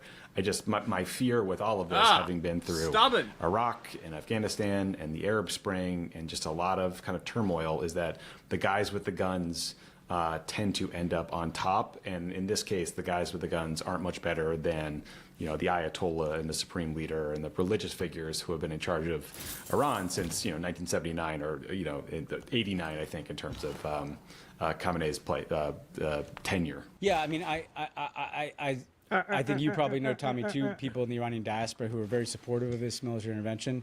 I understand like the anger and trauma that people feel in the diaspora. I just sincerely believe that the United States and Israel bombing Iran to bring about regime change, creates more risks, frankly, than Seems it does dumb. opportunities. And principally, the she's reason I not believe happy. that is, to your point. I'm sorry, I when thought my think of the people would be places where there's welcome. been, regime change. Let's expand it beyond even U.S. wars I'm to sorry. Arab Spring, right? Sorry, you're mad. Afghanistan, Iraq, Egypt, Libya, Yemen. I'm leaving some out, but in every case, Sudan, where the people did rise up, in every case, you either had like a civil war that was hugely destabilizing and disruptive and a loss of life, or you had the guys with guns come back and be even more repressive, right? Like the Egyptian government that emerged was more repressive even than Mubarak, right? And so that's why we sincerely just don't think she's this is the losing right way. loyalty It's not out of any fucking hard to no me. love for this regime. It's been horrible great. for the Iranian people. But I think we just have to learn from history. And I just want to come back to what you mentioned it, Tommy. So I don't know if you have a final thought on this. The media coverage, some of it's very good, but some of it is just, what are we doing here, people? You had people credibly referring to the Israeli statement that this was like a preemptive strike, like preemptive. I know. Preemptive what? What? What are we preempting? That's Iraq war language. It's almost like they were trolling the U.S. media and just being a stenographer for this fucking bullshit. Especially when we were told the nuclear infrastructure was quote unquote totally and completely obliterated in June of last year. The president of the United States said that. It's just like, come on, guys. Just like be a little more credulous of anything this guy says or that Netanyahu says. All right. Well, look, thank you guys for watching or listening to this. Please subscribe to Pod Save the World wherever you get your podcast.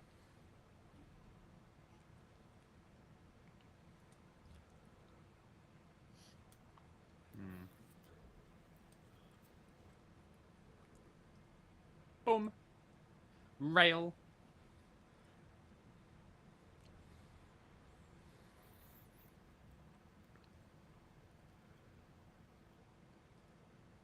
Where'd that English asshole go?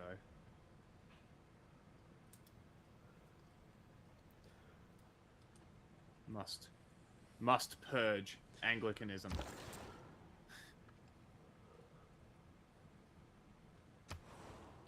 At the time I'm recording this video, Israel has just struck Iran, and the United States is almost certainly right behind them. You know what?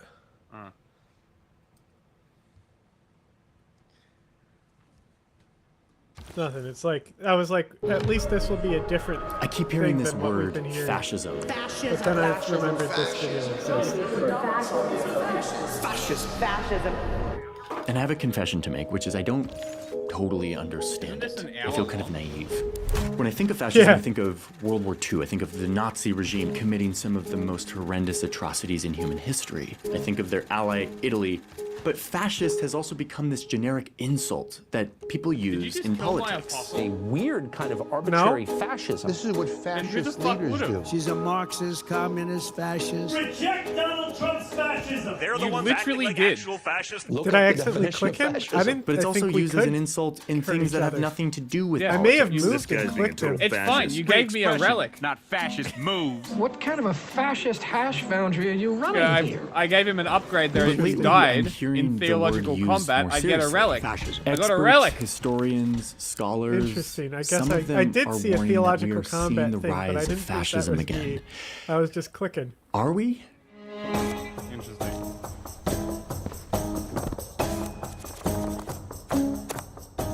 This took us deeper than expected, deeper than I can remember going on a video in a long time, into books and documents and speeches, deep into the research and scholarship on fascism and its history. And we got to talk to a whole range of top experts on fascism, people who know a lot about this, but don't actually agree with each other on everything. I'm an historian of fascism, populism, and dictatorships. The question is fascism real and abroad in the world? It's very important not to abuse the concept. To be a fully fledged fascist, you need a vision of an alternative political system. Interesting. A quick note about what I'm trying to do here. I am not the person to give you the correct interpretation of fascism. What I can promise you is clarity. Clarity on the story of fascism, on the features of fascist regimes. And my hope is that You should clarity watch arms you Ryan with Chapman's the tools you video need to instead. evaluate This- what's happening today for yourself. And I It's hope to shorter. hear from you in the comments to have a good faith, respectful debate about how you interpret all of this.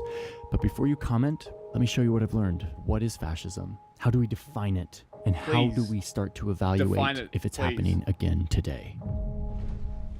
I'm so There's a interested. handful of countries that have had what scholars might call some kind of fascist regime over the years. But in the research we did, it has become clear that to really understand fascism, you have to go into its source code, the root of it, how it started, how it became so successful. So we're going to focus in on these 25 years, the years between the two big wars. And specifically, we're going to focus on these two men. Who are they? Before the First World War, it's an age of extraordinary technological achievement. You get this extraordinary explosion of transport, trains and cars. It was a time of mind-bending new machines that were rewriting the rules of life itself faster than anyone was ready for. It promised everything, but soon it threatened to destroy everything too. In 1914, you get this horrific First World War with absolute carnage, millions dying, millions. New mass-produced ways of killing lots of people, like machine guns and dropping bombs, etc. And trench warfare is horrendous.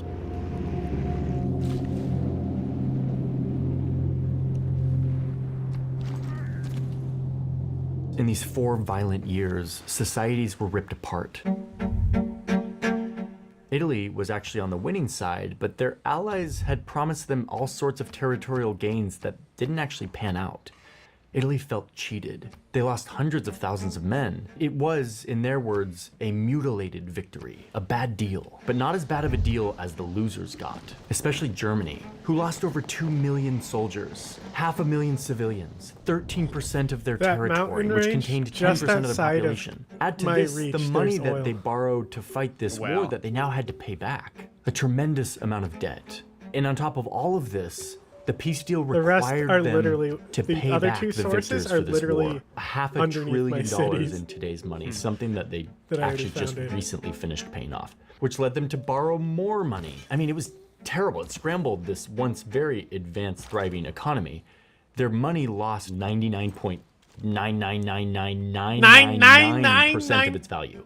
It's wheelbarrows full of cash and an economy in crisis that creates a sense of widespread anger and resentment and humiliation among these people. So Italy and Germany, they're both feeling cheated and angry. And like a lot of Europe, they're Wow, in a sort Christina's of a fork in the winning the Nobel road Prize with their now. government. They're figuring out what kind of society they want to have. Italy still had a king, but they were also doing democracy. They had a parliament. Germany had parliament and voting. Women could vote in Germany. They had individual rights enshrined in law, but these democracies were fragile, and increasingly they were in crisis. So people start wondering if they need to rethink the system entirely. It is that sense of total breakdown which generated extraordinary enthusiasm about the possibility of a new socialist communist world or a new ultranationalist racist world. One rising option in people's minds was to do what workers, soldiers, and peasants had just done in Russia. Led by a revolutionary named Vladimir Lenin, Russians had just overthrown their government, promising a new way, communism, where land and industry would be seized from the elites and put under the control of the people, the workers, the peasants. At least that was the idea. This revolution would create the Soviet Union, and the Soviet Union would eventually become a brutal dictatorship that would kill millions of its own people, but that's not what this video is about. And anyway, Nazis. not yet. For now, right after World War I, this communist revolution in Russia is looking like a desirable option to some of these reeling countries. That inspired a lot of extremist Marxists to believe that they were on the verge of causing a revolution in their country. So this was one revolution on offer. And more people in Italy and Germany start embracing communism. They're going on strike, they're occupying factories. But communism wasn't the only revolutionary idea promising a solution to this post-war misery. And that's where we're gonna turn to this guy. Who's that? Benito Big Mussolini. dog. Mussolini will Big one M. day be Italy's fascist dictator. But not yet. His path to power is going to have to pass through Benny some M. very important steps. And for that, we made something. Oh We're my going to god. use this to track the rise of How Mussolini much did this cost? because these My steps God. can How much did teach this us how cost fast. and why? Oh my god, he got this made. That is awesome. Johnny Harris now owns a Nazi swastika coin.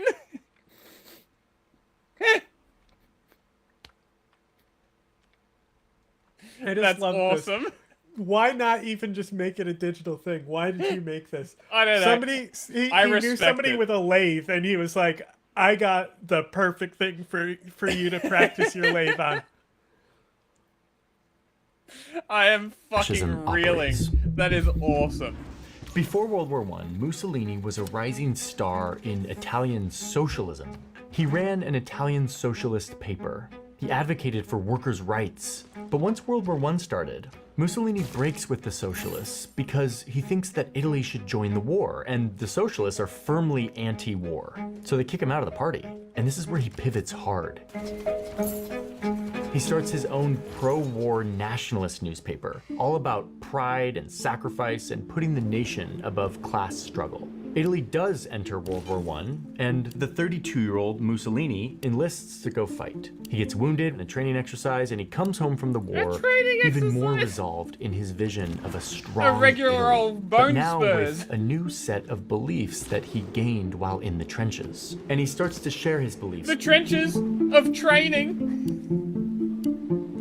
He starts a club with a small group of other guys, a lot of them ex-soldiers like him. Men who also feel humiliated and are looking for Is that someone what we to call blame. people who And he flunk tells out of them training? that Italy's problems are not only because of the war and the betrayal from their so-called allies, that mutilated victory, At least but also Hitler because did of what's something in happening World War I. inside Italy itself, where all of these isms are poisoning the country. Communism and socialism were threatening to transform Italy with these worker revolutions. And even democracy itself, or liberalism, was to blame for all of these problems. Fucking Italy's liberals. democracy had, in his words, gone drunk with compromise. They couldn't get anything meaningfully done because they're accommodating all these different viewpoints.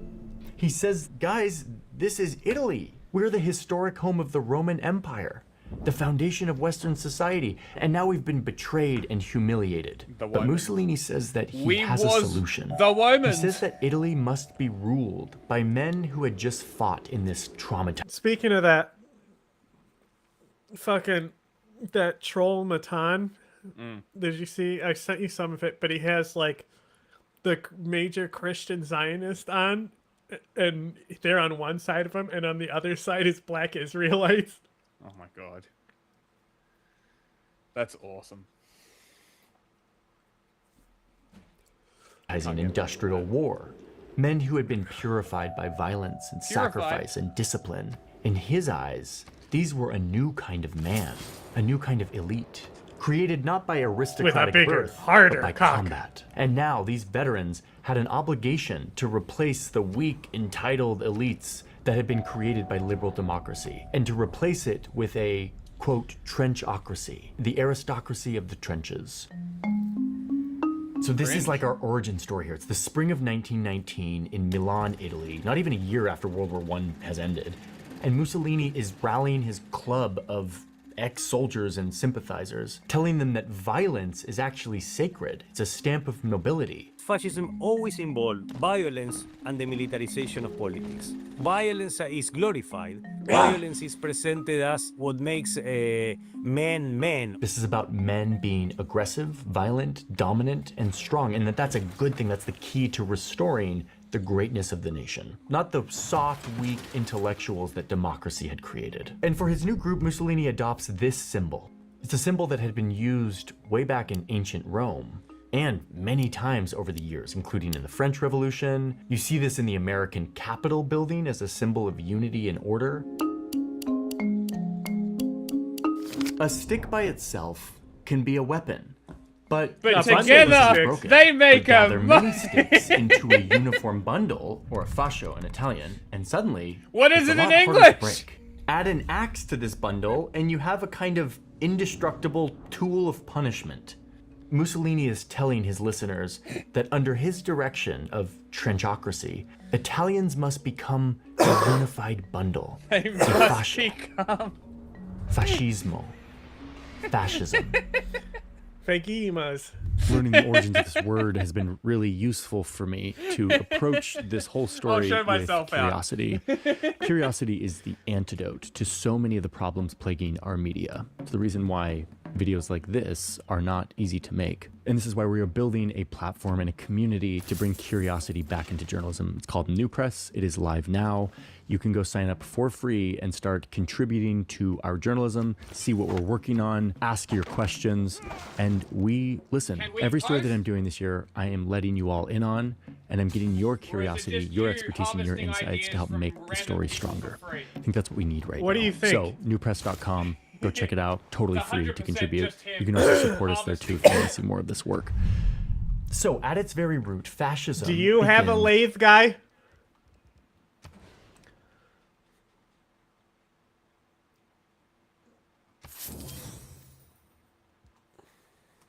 As a You nationalist. notice how he said, I made this?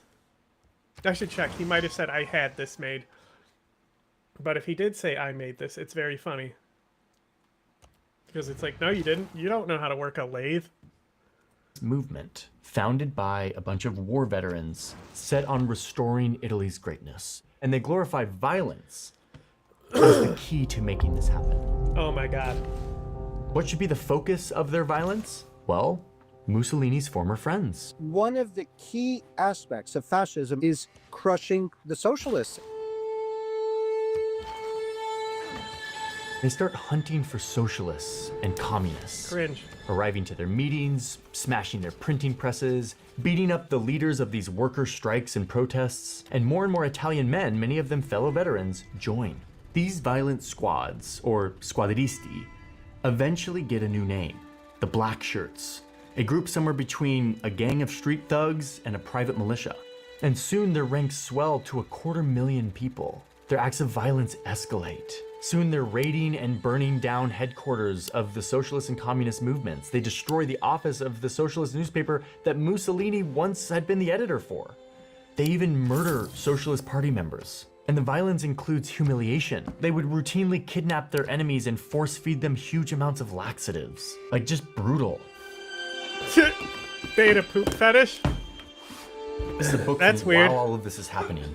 20 fascists arrive in a lorry, they attack a club, beat the workers, and set the place on fire. Fascists assault a funeral party, make their way into a cafe, and seriously wound an employee by stabbing him in the chest. A band of fascists, who are armed and masked, attack several citizens, including socialists, left on the ground senseless and bleeding. Setting fire to a socialist headquarters, burning banners and furniture, attack a socialist cooperative. A doctor is beaten by fascists. A socialist lawyer is beaten by fascists. Workers are taken to the hospital having been beaten by fascists. Strikes a 10-year-old child who is singing the red flag. You get the point. These guys were all over the country, committing really heinous acts of violence. Fascists believe that violence is the source of power, and that source of power increases when violence is unleashed. Like, how are they getting away with all this stuff? They don't actually control the country. They aren't an army. They aren't the police. They're just a bunch of angry men committing violence on behalf of this ultra-nationalist group. So why is no one stopping them? Like, where is the government in all of this? Well, that's the thing. Italy's democratic government at the time is divided and weak. And the people who did have power in the country were actually kind of okay with what Mussolini and his thugs were doing. And here I'm talking about the rich people who, like Mussolini, hate communists. Remember the communist revolution? They're threatening to take away their wealth and distribute it to the workers. These business elites are terrified. Some members of the ruling group saying, should we fool around with and try and, think about a fascist way to resolve these problems? So these land and business owners actually start funding Mussolini's black shirts. Over and over, the black shirts are even hired to break up strikes and to beat up striking workers. The first mission of fascism is to crush anti-capitalist resistance from the working classes from below. So, the rich people are letting it happen. They're funding it. Okay, but what about the army and the police? Well, turns out many among their ranks are actually fascist sympathizers. What? Like No way. Mussolini is talking to these guys. He's appealing to these guys. And even though his tactics of violence are quite extreme, more and more of the population... You constantly hear this knocking. Is that him playing with his board? No, I think it might be his backing track. is realizing they like the fascist vision of what Italy should be, including the way the fascists punish their enemies. And then something happens that changes everything. Socialists and communists are gaining some traction in the parliament. And the prime minister, who's like a centrist, doesn't want to invite them into his coalition. So he turns to Mussolini's fascists, knowing that they're kind of becoming a force that can't be ignored. He asks them to be a part of his coalition, maybe bringing them into the official democracy, contain them and their violent ways. They believe that they can control them because they see them rightly as vulgar, as idiotic, as narcissistic, and ignorant. They believe they can control them. Mussolini's fascists are now an official political party that was just invited into the mainstream. And this is the next step on this path. The fascists have now been accepted, legitimized, first by the business elites, and now by the political system, the democracy. Mussolini is now a politician in parliament, along with 35 other fascist politicians. But this doesn't solve anything that for Italian Mussolini guy democracy. sounds like The a new dick. political coalition falls apart almost immediately. Italy's government continues to be paralyzed by infighting. And all over the country, Mussolini's fascist fighters continue to use this dysfunction as an opportunity to take their violence to the next level. They take over entire cities, places with elected socialist leaders, occupying government buildings, chasing out the socialist city government, and imposing their own policies. Often while the police just look the other way, or even help them out in some cases. They start marching on the big cities in Italy like Bologna and Ferrara, and eventually, Mussolini directs tens of thousands of his black shirts to march on the capital, Rome.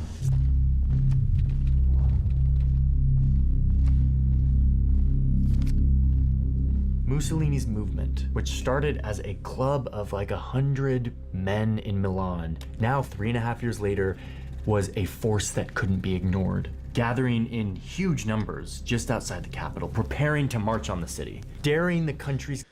The next... Where even is Australia? There they are. It's in the south. That's No, the they're map. in the north. Oh, that's not right. Oh, yeah, it's upside down. That makes sense. So, behind Sweden, they're the next lowest with religion. Okay. I'll go deliver my goth girl spit to Australia. And also, even if I'm there doing conversions, it doesn't matter as long as like we take out his religion, then he can't spread it again. Mm-hmm. And then we'll work on to use his army against them. So the king sizes up his options. He likely knows that a lot of the ranks of his army probably sympathize with the fascists. So instead of standing up to Mussolini and risking a civil war, he makes a deal with him. Roll He over invites him and to show the become fascist prime our belly. minister. Genius. There is now 0 people in Sweden. 0 per turn, sorry, for Sweden, for her religion. Goodbye. He has real power now. He's addressing the parliament. And he claims, at first, that he, quote, does not intend to deviate from the Constitution. He's going to keep the democracy, he says. Wow, Trump But didn't over the even next 4 say that, years, so, he AKA dismantles Trump the worse Italian than democracy from Mussolini. within.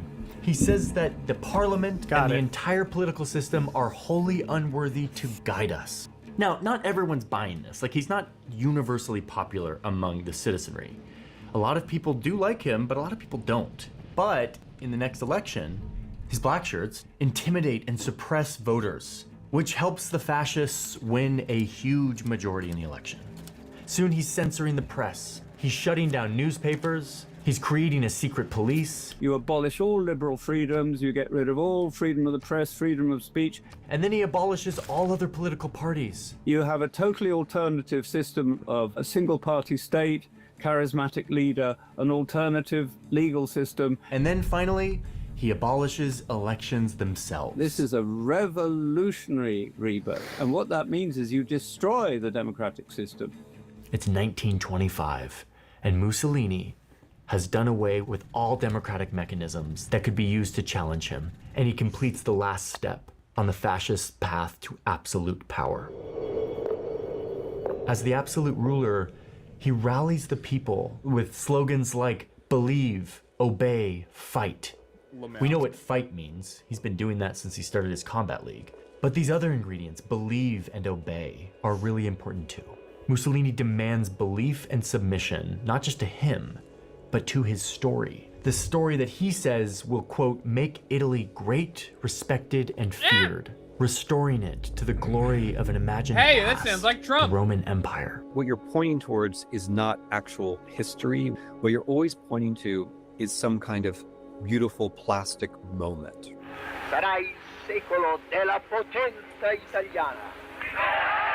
Sarà il secolo durante il quale l'Italia tornerà per la terza volta ad essere direttrice della civiltà umana. And Mussolini would be the singular voice for the entire nation. And as ever, his story glorifies soldiers and the, quote, bloody sacrifice of war, and reimagines the country as a giant military, a uniform bundle of sticks, which many Italians will become willingly. And for those who don't, their descent will be violently snuffed out. Everyone Gigantic must get in ones. line. For life is conquest, warfare, at first directed at home, against his enemies, socialists, communists, liberal Democrats. But that war must eventually be brought abroad. He starts conquering parts of Africa, imposing his, quote, new civilization on others.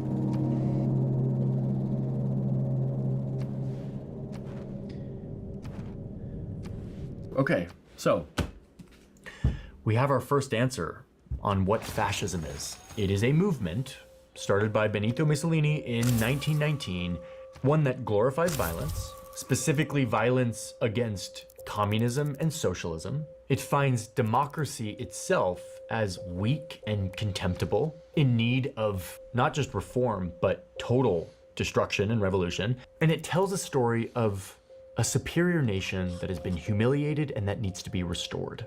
A mythologized past, whose decline they blame on their enemies, and whose rebirth they promise under the rule of one charismatic, strong leader. And crucially, they gain support from mainstream elites, rich people, politicians, that allows them to gain control of the country, after which they dismantle the democracy from within, and then demand total submission to the state, which allows them to mobilize huge numbers of people with a ton of propaganda, and then begin a program of conquest and expansion. Today we call that thing fascism. And we call it fascism not because it has some like Latin root in some like philosophy or worldview, but because Benito Mussolini chose the fascio, the bundle of sticks with an axe on it, as his logo when he was making his combat club in 1919 in Milan. If somebody else had done this first, this is Combat Club, not Fight Club. Different today. And in fact, these ingredients that we just talked about weren't just happening in Italy. They were happening in a lot of places in Europe after World War I, especially in the countries that lost. Which brings us to another angry World War I vet. This one in Germany. Someone who was watching Mussolini very closely, admiring his rise to power, and who will one day take Mussolini's strategy to a whole new level. Before we go any further, I need to say thank you to today's sponsor who... Please. Thanks, Daddy. The sponsor should be the guy who did the lathe for you. I agree. You should shout out whoever's business that is. Okay, enter Adolf Hitler to the story. He's about 10 years behind Mussolini on his own path to power. And remember what we talked about earlier. Germany is in a terrible place after World War I. They have been crushed militarily, politically, economically, and way worse than Italy. Germany had been one of the most advanced economies on earth before the war, and now they're in the dumps. And a lot of Germans are wondering, what happened? How do we fix this? And once again, one of the answers was maybe we need a radically new system like communism, like they're doing over in Russia. So lots of Germans are joining communist parties and worker councils. They're striking, they're occupying factories, they're launching armed uprisings. And in some places, they're even trying to overthrow the government. But there were many Germans, especially returning humiliated war veterans, who looked the other way, feeling like they had been betrayed.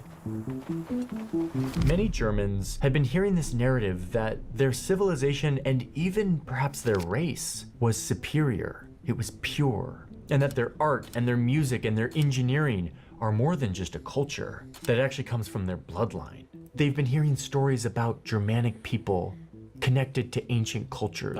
Stories that are essentially a misreading of real science. Notably in the relatively new field of linguistics, where researchers were discovering that many world languages share a common ancestor, a group of languages that some 19th century linguists were calling Aryan, a name that came from the Indo-Iranian people, an old culture, Iran, Aryan. And so here we are in the 19th and 20th century, and some creative Germans start to imagine that actually Aryan isn't just a group of languages. Aryan was an actual race, an original master race from which all great civilizations sprang. And they start to imagine that maybe this master race actually started in where Germany is today, North and Central Europe, and that all other cultures actually come from us. We are the origin of all good cultures. Why? The pure starting point.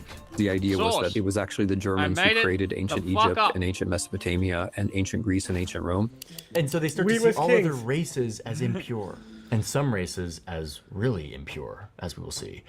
Now, to be clear, these ideas have no basis in real evidence or science. They pull from things like linguistics, but then make a lot of really big leaps to create a story of superiority, of racial superiority and purity, and a link to some ancient pure culture, which some Germans start to represent with a symbol, an ancient symbol that they adopt from the East. It's one that's appeared across many cultures. They didn't adopt it from the It's East. a hooked cross, which they would call an ancient Aryan rune, an emblem of their mythical Aryan past, a symbol that they believed connected Germany back to a noble ancient race. Johnny, what's the symbol called? This was intoxicating stuff for a lot of Germans, especially after the war, when soldiers came home humiliated, looking for answers, looking for an explanation on how their great Unreal. economy and civilization was now on its knees. And people are just this going to accept fantasy that as the of fact the as Aryan well. race gave them an explanation. It allowed them to believe that they actually didn't lose the war, that instead they had been stabbed in the back. A dolchstus, in their words. A betrayal at home. Betrayal by the weak politicians in their democracy who had signed this bad peace deal. A betrayal by the communists who had sabotaged the war effort with their strikes. And the ultimate betrayal, the ultimate group that they could blame, was the impure race that was quietly pulling the strings on all of these groups, engineering the downfall of the invented Aryan race. So this is all happening around the same time that Mussolini is starting his combat club in Milan. Groups similar to Mussolini's are forming in Germany. They're fringe, radical nationalist groups. At first, they have no presence in actual politics, like in the government and the parliament. They're just groups of angry men with an obsession on an imagined nation, a focus on their current humiliation, and an appetite to commit violence. And one of those men was a 30-year-old World War I veteran, Adolf Hitler. Adolf. At the end of the war, Hitler joins one of these small, obscure nationalist groups. He rises in the ranks of this little group to become the party leader. He implements a militia. They'd soon be named the Brown Shirts, echoing Mussolini's Black Shirts, though their official name was the Sturmabteilung, the Stormtroopers, named after the real German army's elite assault unit in World War I. Hitler also helped his little party rebrand to appeal to more people, especially workers. In ways that make it seem like they're anti-capitalists. He called himself the National Socialists. I never understood this until now. The full name of Hitler's party was the National Socialist German Workers' Party, which sounds super socialist, eventually nicknamed the Nazis. He named it this intentionally to attract people who were interested in workers' movements, like the communists and the socialist movements that he opposed, but that he knew had wide appeal. Though, to be very clear, these guys were not socialist in any meaningful sense. It was you just got a that branding one, play. but the And other one, soon, too hard. Hitler is overseeing a new rendition of the hooked cross. Another this Swedish fake city! Aryan symbol. His version would mimic the colors No, I of the missed old it. German Empire, the Second Reich, a nod to the past. This symbol, this flag, this is Hitler's bundle of sticks. His version of Hitler's restoring faggot, got ancient empire. Fake Aryan seeing a new. It was just a branding play. And soon, Hitler is overseeing a new rendition of the hooked cross, this fake Aryan symbol. His version would mimic Are the you fucking colors serious? of the old German Empire, the Second Reich, a nod to the past. You This moron. symbol, this flag, You this is Hitler's actual bundle of sticks. moron. His version of restoring ancient Rome, but now with this extremist racial Unreal. superiority component. Hello. More and more men start to join his political Oh, look, street their gang hearts are as going they go out to hunt us. down his enemies. Hitler has just taken the first step on the fascist path to power. And his brown shirts look a lot like Mussolini's black shirts. Guys with clubs, guns, and even grenades storming into communist and socialist meetings, smashing chairs, lighting stuff on fire, beating attendees. The big difference here is that in Italy, Mussolini's group became the kind of dominant, violent nationalist group. In Germany, there was tons of these groups that would go down, hunt down communists and socialists, but again, with the racial component, they're also focusing on minorities. And at the top of their scapegoat list, Jewish people, who start to just become synonymous with the communists, the traitors who they believe brought about Germany's decline. So you see the parallels here with what's going on in Italy, right? Yeah, the Like in communists, Italy, the people who all don't of this like violence banks. and chaos. But they also shows run the German banks. citizens that the Nazis Don't think are too hard actually about it. more powerful than I mean, the the- gridlocked everything democratic about them government was who already can't provide order mythologized. or I stability know. for this rich country. That was just an easy Now thing remember, to point Mussolini out. is further down the path than Hitler. And Hitler is actually reading about Mussolini's fascist squads, seizing towns. And in 1922, when Mussolini marches on Rome and pressures the king to hand Mussolini the government, Hitler reads about this, and he wants to do the same. Hitler wants to do a Mussolini. He wants to seize the city of Munich and then march on Hitler the wants capital, to do a Berlin. Mussolini. So he and 600 of his brown shirts surround this beer hall. This is a place where politicians would come and give speeches to like huge groups of people.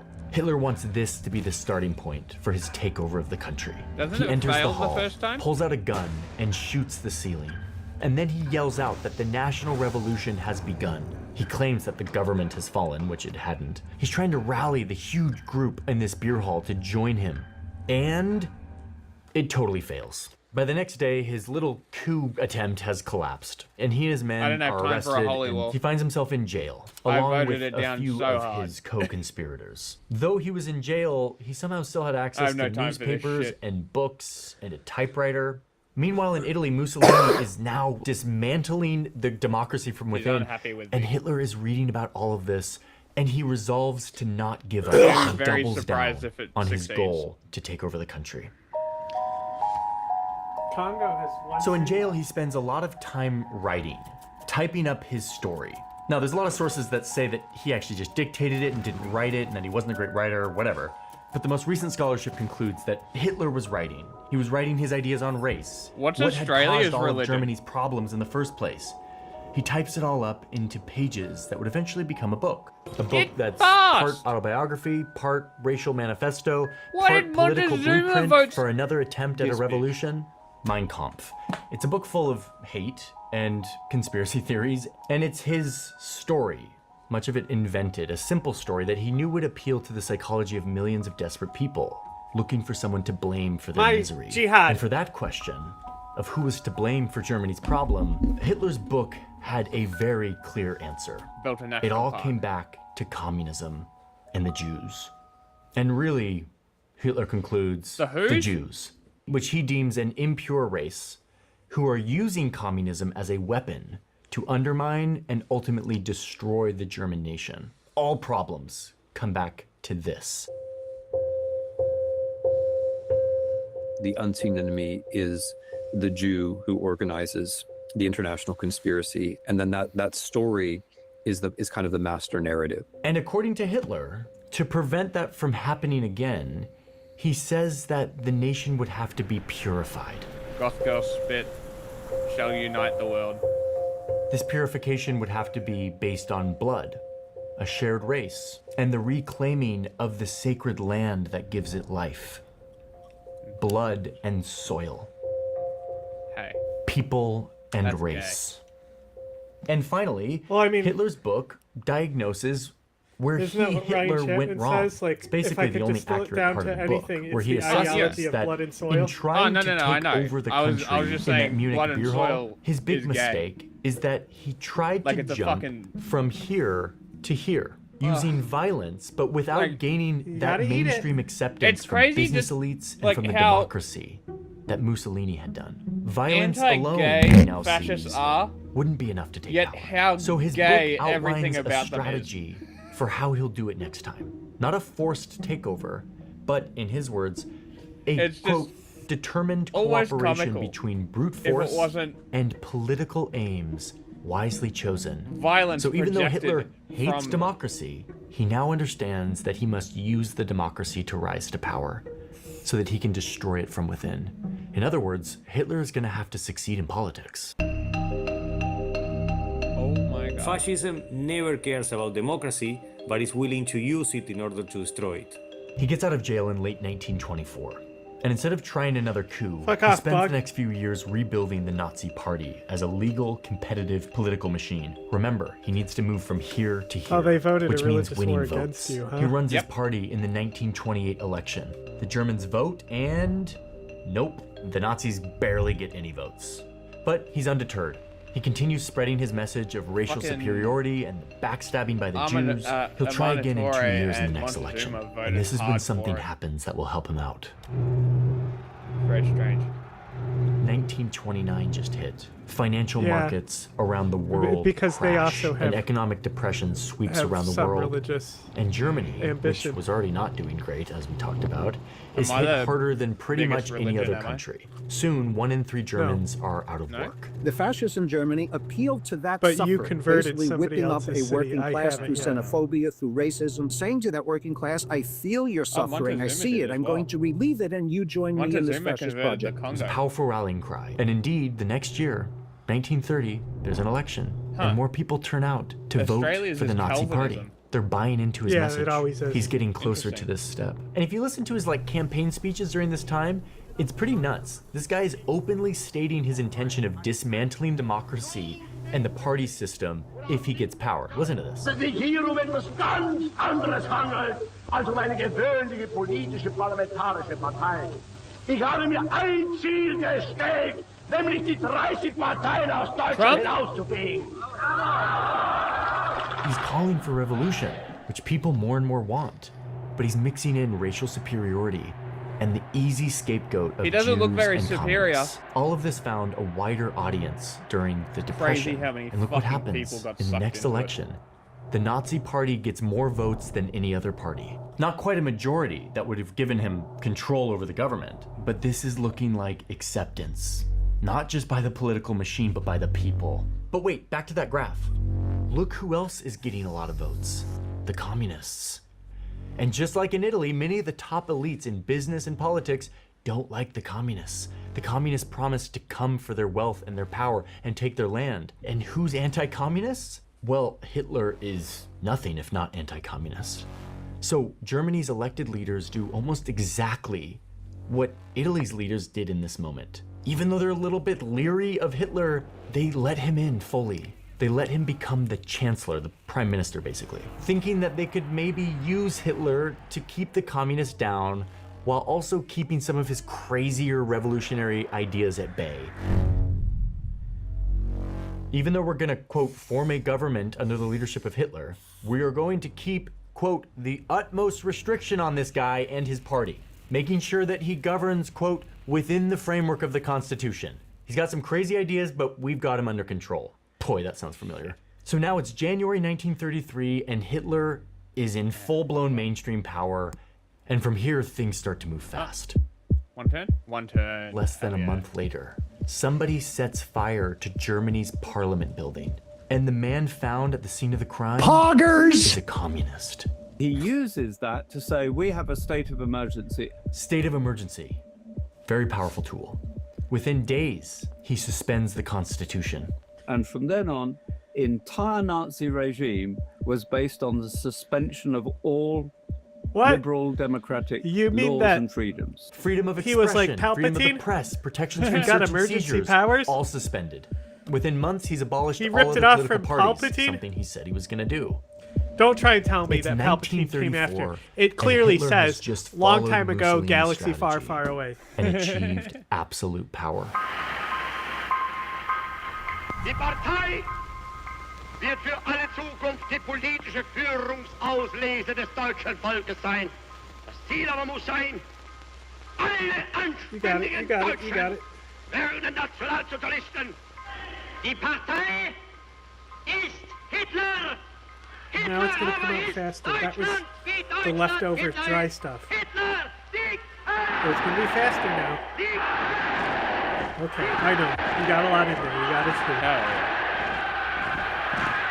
Okay, here we go. See?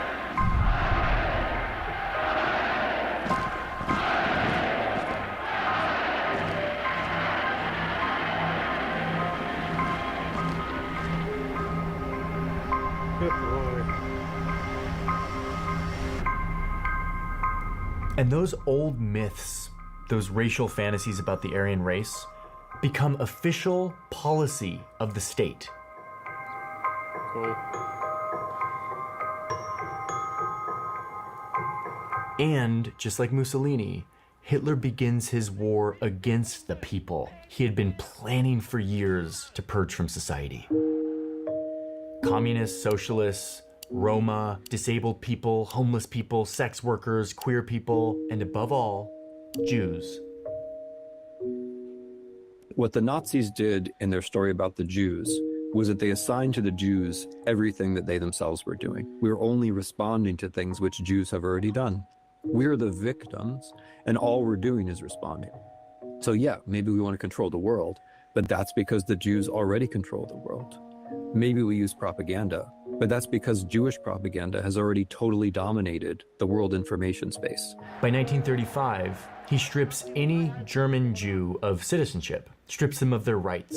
And then in 1938, he unleashes his armed gangs on them. They destroy hundreds of synagogues, thousands of Jewish shops and businesses smashed and burned, 30,000 Jewish men arrested and sent to camps.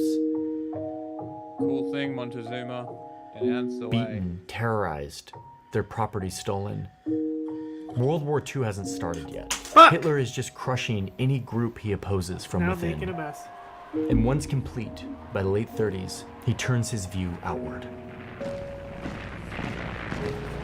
Poland, September 1939. The German foe begins its ruthless march of conquest and sets the stage for World War II. This country is at war with Germany.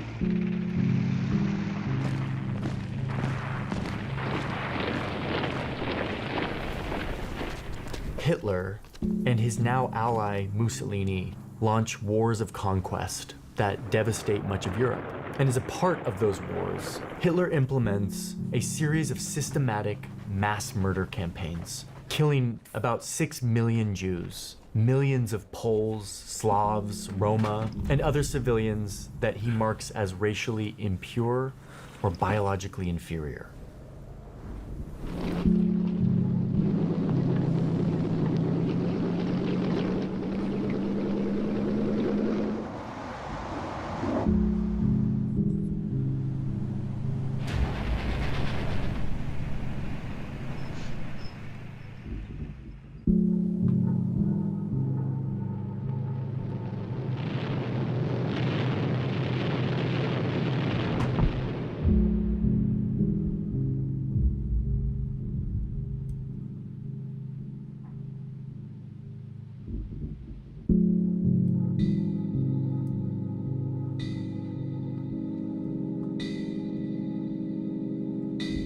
Says I'm a manager again, even though I changed it. So it's easy to lose yourself in this story, especially at this point in the chronology. But I want to now summarize what we can learn from the rise of these two men, these two regimes, what it tells us about what fascism is. Both of these men ended up applying a weirdly similar approach to gaining power. Both of them started with small groups that glorified violence against political enemies. Both of them created narratives that sold a mythologized past and blamed their enemies for the loss of that mythical past. Both of them promised a rebirth of their superior nation under the leadership of a singular, charismatic, powerful man. Both of them eventually got invited into the mainstream of a democratic system by positioning themselves against the forces that scare rich people, communism, socialism, and both vehemently called for the end of democracy in any form, even while they used democracy to gain power. And once in power, both It's funny dismantled because democracy Trump is from following within, the playbook, so that no but one he's could too challenge stupid. them, creating It's a just government happening. and a society You know? and a press run entirely by the glorified leader, which he then used to flood And his it's people just with being allowed propaganda to and happen. fear, getting them Stupid to act like a fascism is giant crazy. army that the leader could mobilize first at home, then abroad in wars of conquest, including an industrial-scale genocide in the case of Hitler. Okay, now this is not the list that defines fascism. There is no the list. But after being really deep in the source code of this history, this is the list that we believe summarizes the defining features of fascism. Oh my god, he's not But now giving the a hard part, definition if you're giving the part that's up to interpretation that everyone watching is going to have a slightly different read on. What happens when we apply this list to today? After decades of more and more countries becoming liberal democracies, meaning democracies that prioritize individual rights and try to ensure that everybody gets treated equally by the law, the world has seen a reversal. There is a decline in liberal democracies around the world. That's what this chart is showing. Fresh concerns about the restriction of rights in Hungary. Israeli lawmakers declaring that only Jews hold the right to self-determination. Judges say Poland's judicial independence is being violated. Modi has been heavy-handed with the Indian media and voices of dissent. Pair that with the uptake of the visibility of communities who openly embrace the fascism of Mussolini. Hang on. Hundreds of men in Rome make... Did you catch where that one of those clips is from? No. Don't care about your interviews. Anecdotal evidence doesn't matter. Pair that with the uptake of the visibility of communities who openly embrace the fascism of Mussolini and Hitler. You don't recognize where that's Was from? was that Australia? Was it? No. No, I don't recognize it. If you hit the arrow key, it's 5 seconds. If you hit J, it's 10. Whatever. By the way. For skipping. Or it's 15. I can't remember. You can customize it.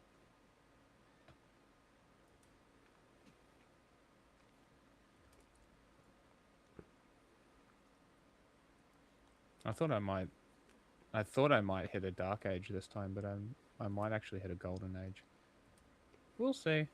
Stratford man from putting up his flags, but there was just enough sun for him to put out his American flag and his Nazi flag. Oh, you're talking about the Pierce live in the flag. newsroom with the video.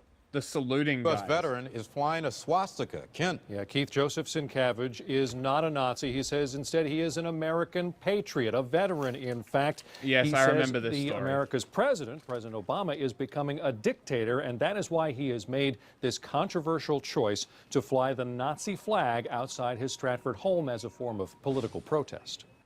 Joseph Sienkiewicz started flying some new flags on his Stratford house this week. The U.S. flag, probably obvious reason. Yes, the country's flag, obviously, yeah. And the Nazi flag, why? Well, that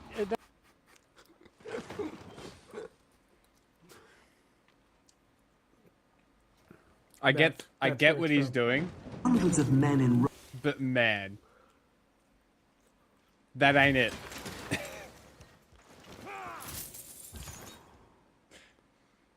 It just isn't. Rome making a fascist salute. Openly praising Adolf Hitler, making celebratory jokes about gas chambers. Also, like, I'm flying the Nazi flag to protest what Obama's doing to this country. Yeah? Fuck's sake.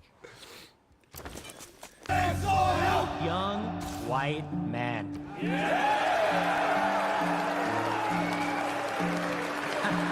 Taken together, you start to understand the increase in serious people sounding the alarm bell that this is maybe the return of fascism of some form. Using it not just as the generic insult, but actually saying that we're like in some version of the 1930s. They're citing modern events. Angry anti-Muslim mob tore through the town. That are concerning. It's almost like it never was an insult, and we continually were advocating against this pathway.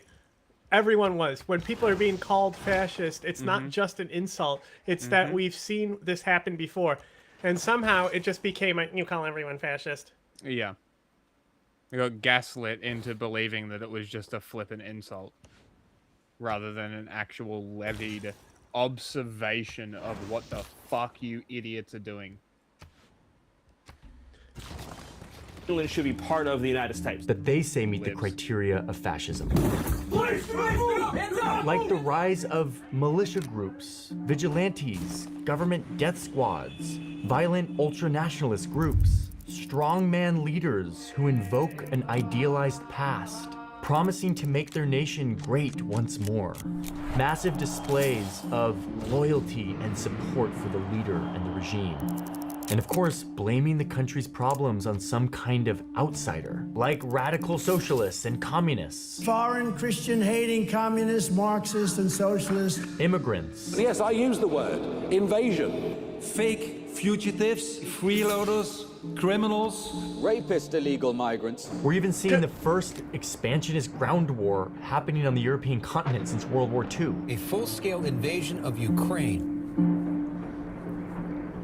Okay, so we have this list, but a lot of this stuff is in the eye of the beholder. Like, you might see this and say there are definitely regimes and movements that are doing This is why all you of these need an things actual today. definition. Or I see some elements of this, but no country checks all of the boxes like Hitler and Mussolini did, which either means there's no fascism, or it means that the checklist by itself has a sort of limited usefulness. Can it be fascism unless it checks all the boxes? Or are some of these so dire and scary that you check one or a couple of these and that's the only fucking ideology that needs to be 100% like the Nazis or Italy? Why? Why can't it be a perverted my question is, variation why would of Johnny it? Harris go through the trouble of making that fucking board for this video?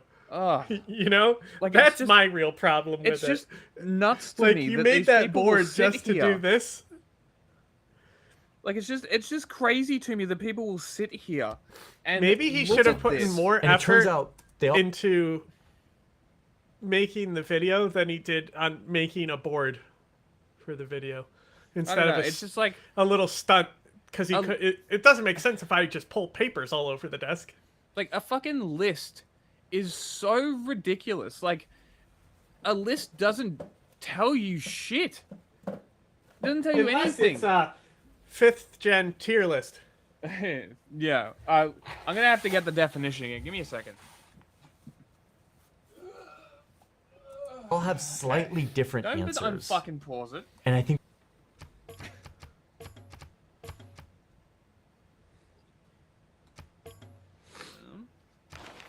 Okay. we can learn You a weren't lot reading it, by you told me to understanding unpause each it. one.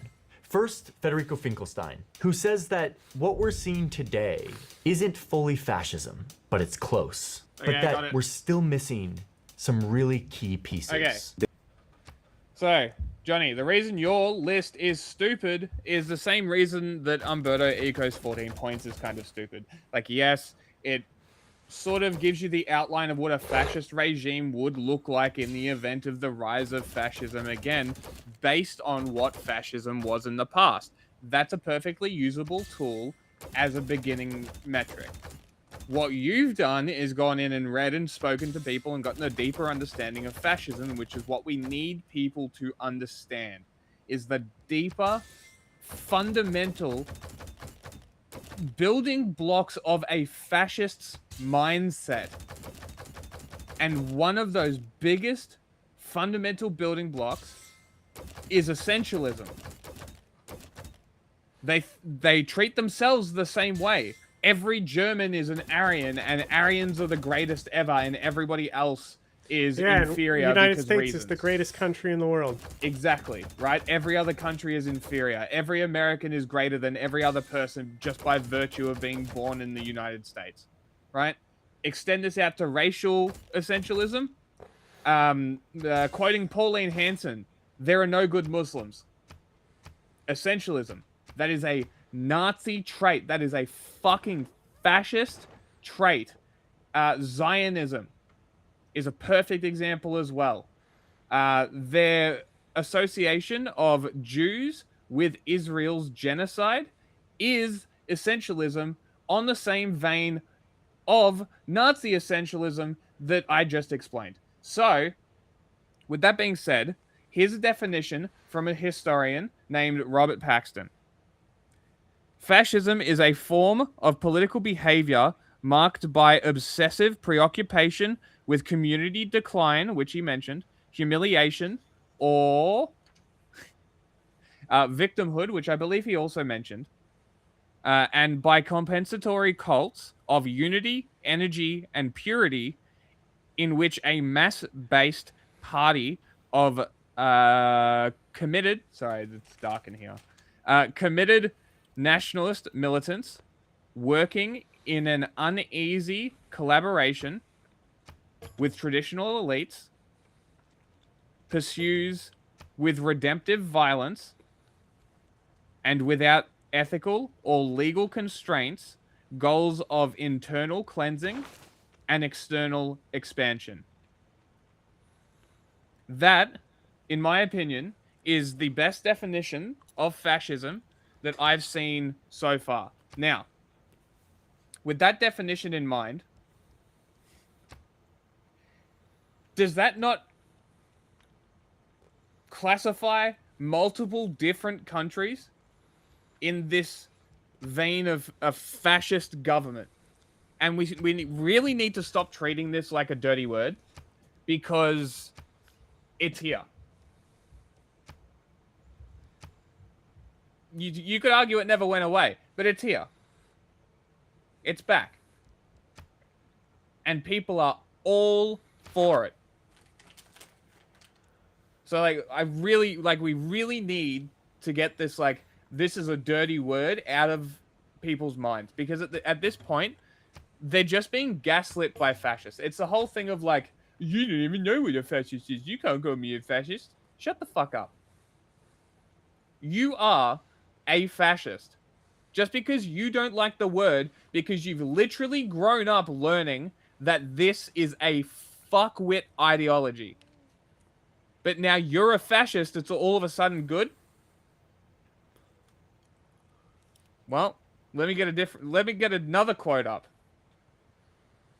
And this one's more about nationalism than it is fascism, but it's still a good quote nonetheless, and kind of goes over the general attributes of these kind of people. And the quote is, the nationalist not only does not disapprove of atrocities committed by his own side, but he has a remarkable capacity for not even hearing about them.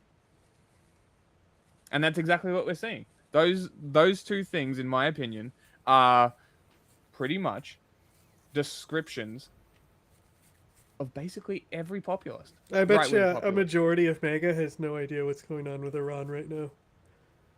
I wouldn't be surprised. Did we see any Fox News coverage? Surely Not really, they did. but They're like, fuck we'll yeah, keep looking. bombs, yeah. Because there wasn't much to say yet. America! You have to, it's normally the day after when you have info. Let it cook. Mm-hmm. There is no fascism without dictatorship. The destruction of democracy is central to what fascist politics. What the fascists did is to use democratic means to destroy democracy from within. Finkelstein says that in order for it to be fascism, it has to oppose not just communism, but democracy itself. It might play by the rules of a democratic system at first, but ultimately, fascism wants to destroy democracy, destroy votes and parliaments. And in most of the places that critics use the F word to describe, these nationalist leaders still operate within some kind of democratic that system, has to be even on if it's purpose. just in name. Ez azt mutatja, hogy a magyar demokrácia, köszöni szépen, jól van, él, virul. He kind of not said the actual name for a bundle of sticks and then said the F word. That has to be on purpose. Can we just highlight that Hitler also pretended to be a communist to gain power? Yes, he did. It's almost like it's not about democracy. It's just about power. It's about using the word democracy as a means to gaslight people who were interested in democracy. We will not forget our Constitution. Finkelstein's point is that until these leaders start calling for the end of voting and constitutions, their regimes remain here, not here. And thus, they aren't fascist yet. So I think there is a fascist risk. They are constantly at the verge of turning democracy into dictatorship. And this is why Finkelstein's book is called Wannabe Fascists, because it describes leaders who have followed some of this path of the interwar fascists that we've talked about, but they haven't gone all the way, even if they maybe want to. Pussies. Fascism, according to him, takes place only over here, when democracy ends fully. Fascism wanted to destroy democracy from within in order to create an extremely racist and totalitarian dictatorship. Meanwhile, Roger Griffin, one of the top experts in the world on fascism, also says that until democracy is totally wiped out, it's not fascism. Where he disagrees with Finkelstein is that he thinks we should move away from this word altogether, that the F word is not actually useful for today's nationalist regimes. I kind of agree. Because we're so obsessed with the rise of fascism, we are not looking at what is the novelty of what's happening. What I believe Speak for you're yourself, seeing is sir. not the rise of fascism, the return of fascism, but the rise of illiberal democracy. Illiberal democracy. Griffin argues that democracy and fascism aren't the only two options here. That there's a third bad way thing that we can be, where we don't trip the fascism alarm fully, because we still have democracies with parliaments and votes, but leaders, instead of destroying democracy from within, they distort them. They get rid of their liberal features. And by the way, quick side note, liberal is a kind of confusing word. Here in the United States, we use liberal to describe a left of center political leaning that supports things like social programs, gun control, and higher taxes for the wealthy. But in this case, I mean liberal in the way that it was used in like the 1800s and is used by political scientists today. Liberal, like liberty, like governments that ensure individual rights and freedoms, equal protections for everyone, regardless of your group, under the law. You can have a system where there are votes and a parliament and representation, but don't have the liberal features that a liberal democracy has. And Roger Griffin says that this is the thing we should be worried about. That calling it fascism takes our eye off the ball of this new thing, illiberal democracy. Liberal. To consolidate power, making societies less equal, while still running it like a democracy. What we have got are new forms of nationalism which are contained within democracy instead of calling for the replacement of democracy. This was surprising to me. When I started researching this story, I was under the impression that like all the experts agreed that fascism was back in some form, but they don't. We are not there yet. That is until you talk to some other experts who say that it is fascism. Three mountain tunnel, baby! That helps us understand what is going on right now in the third decade of the 21st century. We need to see that history does not repeat itself in the same conditions in the exact same circumstances. This camp says that... Wow, that's the correct guy who's doing political science instead of like history. Yes.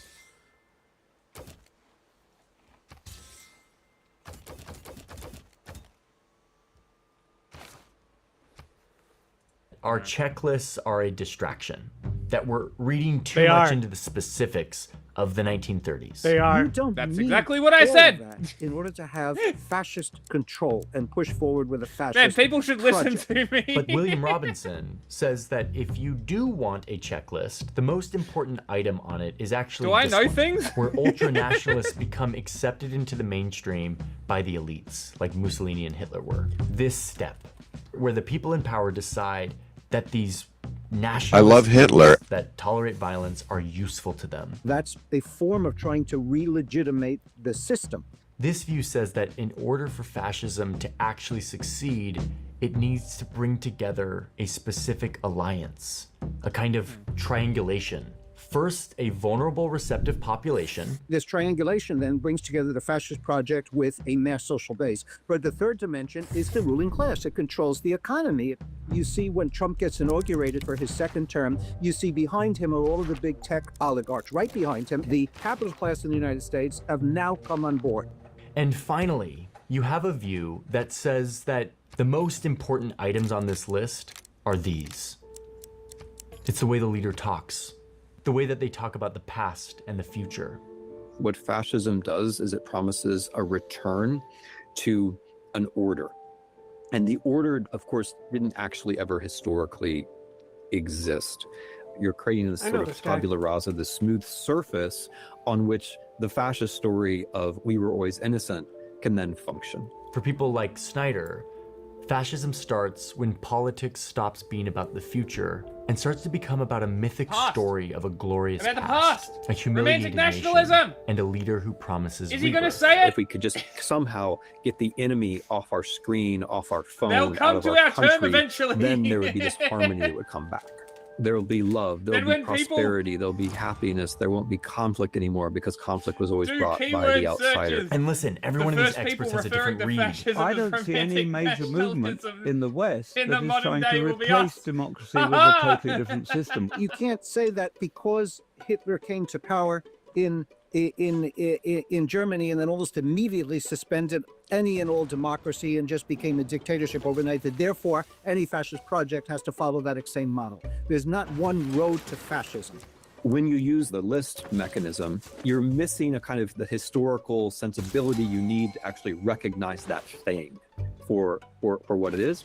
And that is because what we want to do is like we look for the rational core. In my view, that has not proven to be predictive.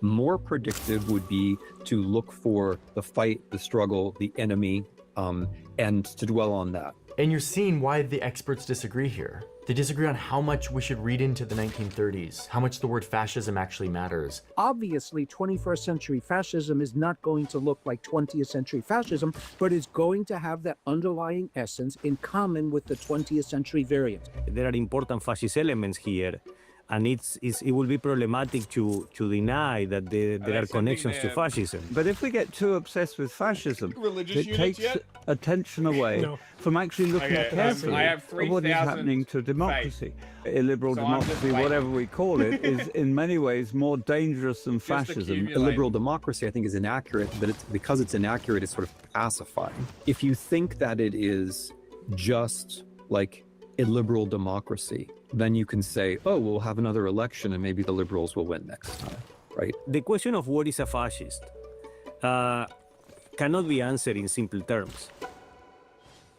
Great. I entered this video really wanting clarity on is today fascism or not. Instead, The what I answer is have yes. after this long journey are a series of patterns. The specifics Glorified of violence. the type Elites is not who think relevant. violent groups can solve It their is problems. The fascism. destruction of a democracy. A myth. All of the a lie, indicators are there. A fake history. A fake promised future. So Come I on, guess Johnny. I now know what fascism isn't. It's not any politics that I don't like. Instead, it's a kind of method, a kind of you view said on the power. Fascism instantly conjures the worst of human cruelty, how far we can fall under the right circumstances. In that way, it's a valuable reminder, a warning. But that same weight also makes it hard and difficult to actually be useful. It ends conversations as often as it starts them. Still, there are a few things I feel sure about after going through this history. Domination, violence, hierarchy, those aren't the exception in human history. They're actually the norm. For most of our existence, the way that we've organized ourselves in large groups has relied on force and fear and inequality. And we'd be foolish to think that the ugly instincts of control and submission and vengeance, that those things are just gonna go away. So when we study fascism, what we're really seeing is those old ugly instincts coming through. We'd be naive to think that we're beyond it, that we're too smart or too modern to fall into those same patterns of fear and control. We're not immune. We never have been. This video isn't the final word on fascism. It's just where my understanding starts. The people I talked to for this story don't even agree, but there is one area that most of them did agree, which is that we don't have to wait for it to be 1933 again to notice that something is happening. Because the point of understanding fascism isn't to win arguments or to come up with some ultimate definition that will solve all of our questions. It's to recognize the patterns, to point them out, and to do something about it while we still have options. Do we have options? Seems like you're coming to this realization a bit too late. But what do I know?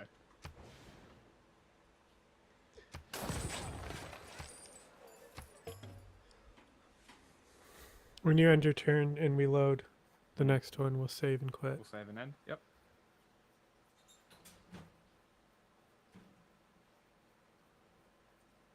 I settled my first city above her.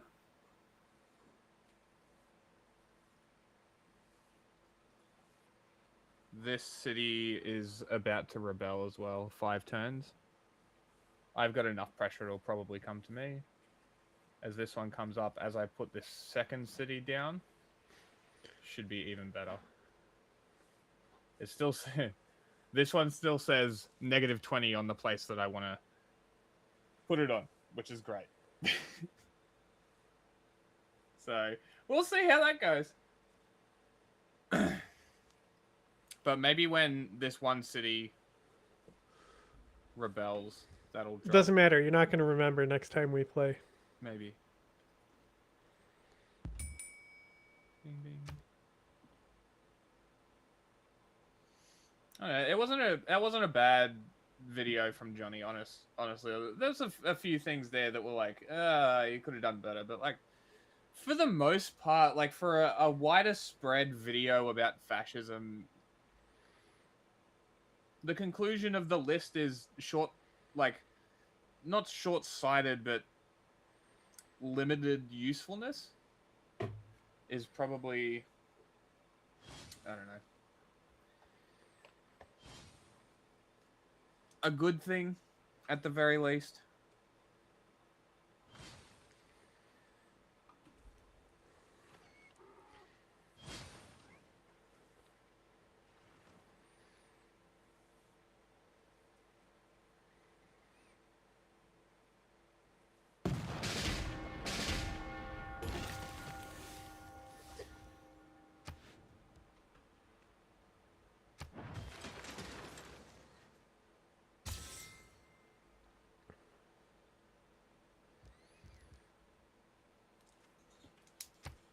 Okay.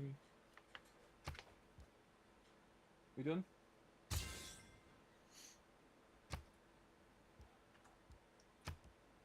Save.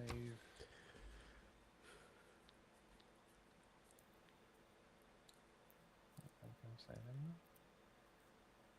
Alright. That was a good shot. Not bad. Not bad, not bad. Did a lot. We figured it out. That pretty much everyone agrees. Regime change. Great. That's good. I'm sure Fox News is like, haha! Fuck these guys! War! Huh! Huh! What is it? It's not like Trump was going, we have to make sure we don't say regime change because we don't want to look like hypocrites. Even he though doesn't they even just know what he fucking said a removed few months Maduro. ago. I gotta stop saying I can't believe it because it's the standard now. Okay, bye-bye. Bye-bye. I bid you good day, sir. I bid you good day. Thank you, sir. You do, I do. Go ahead.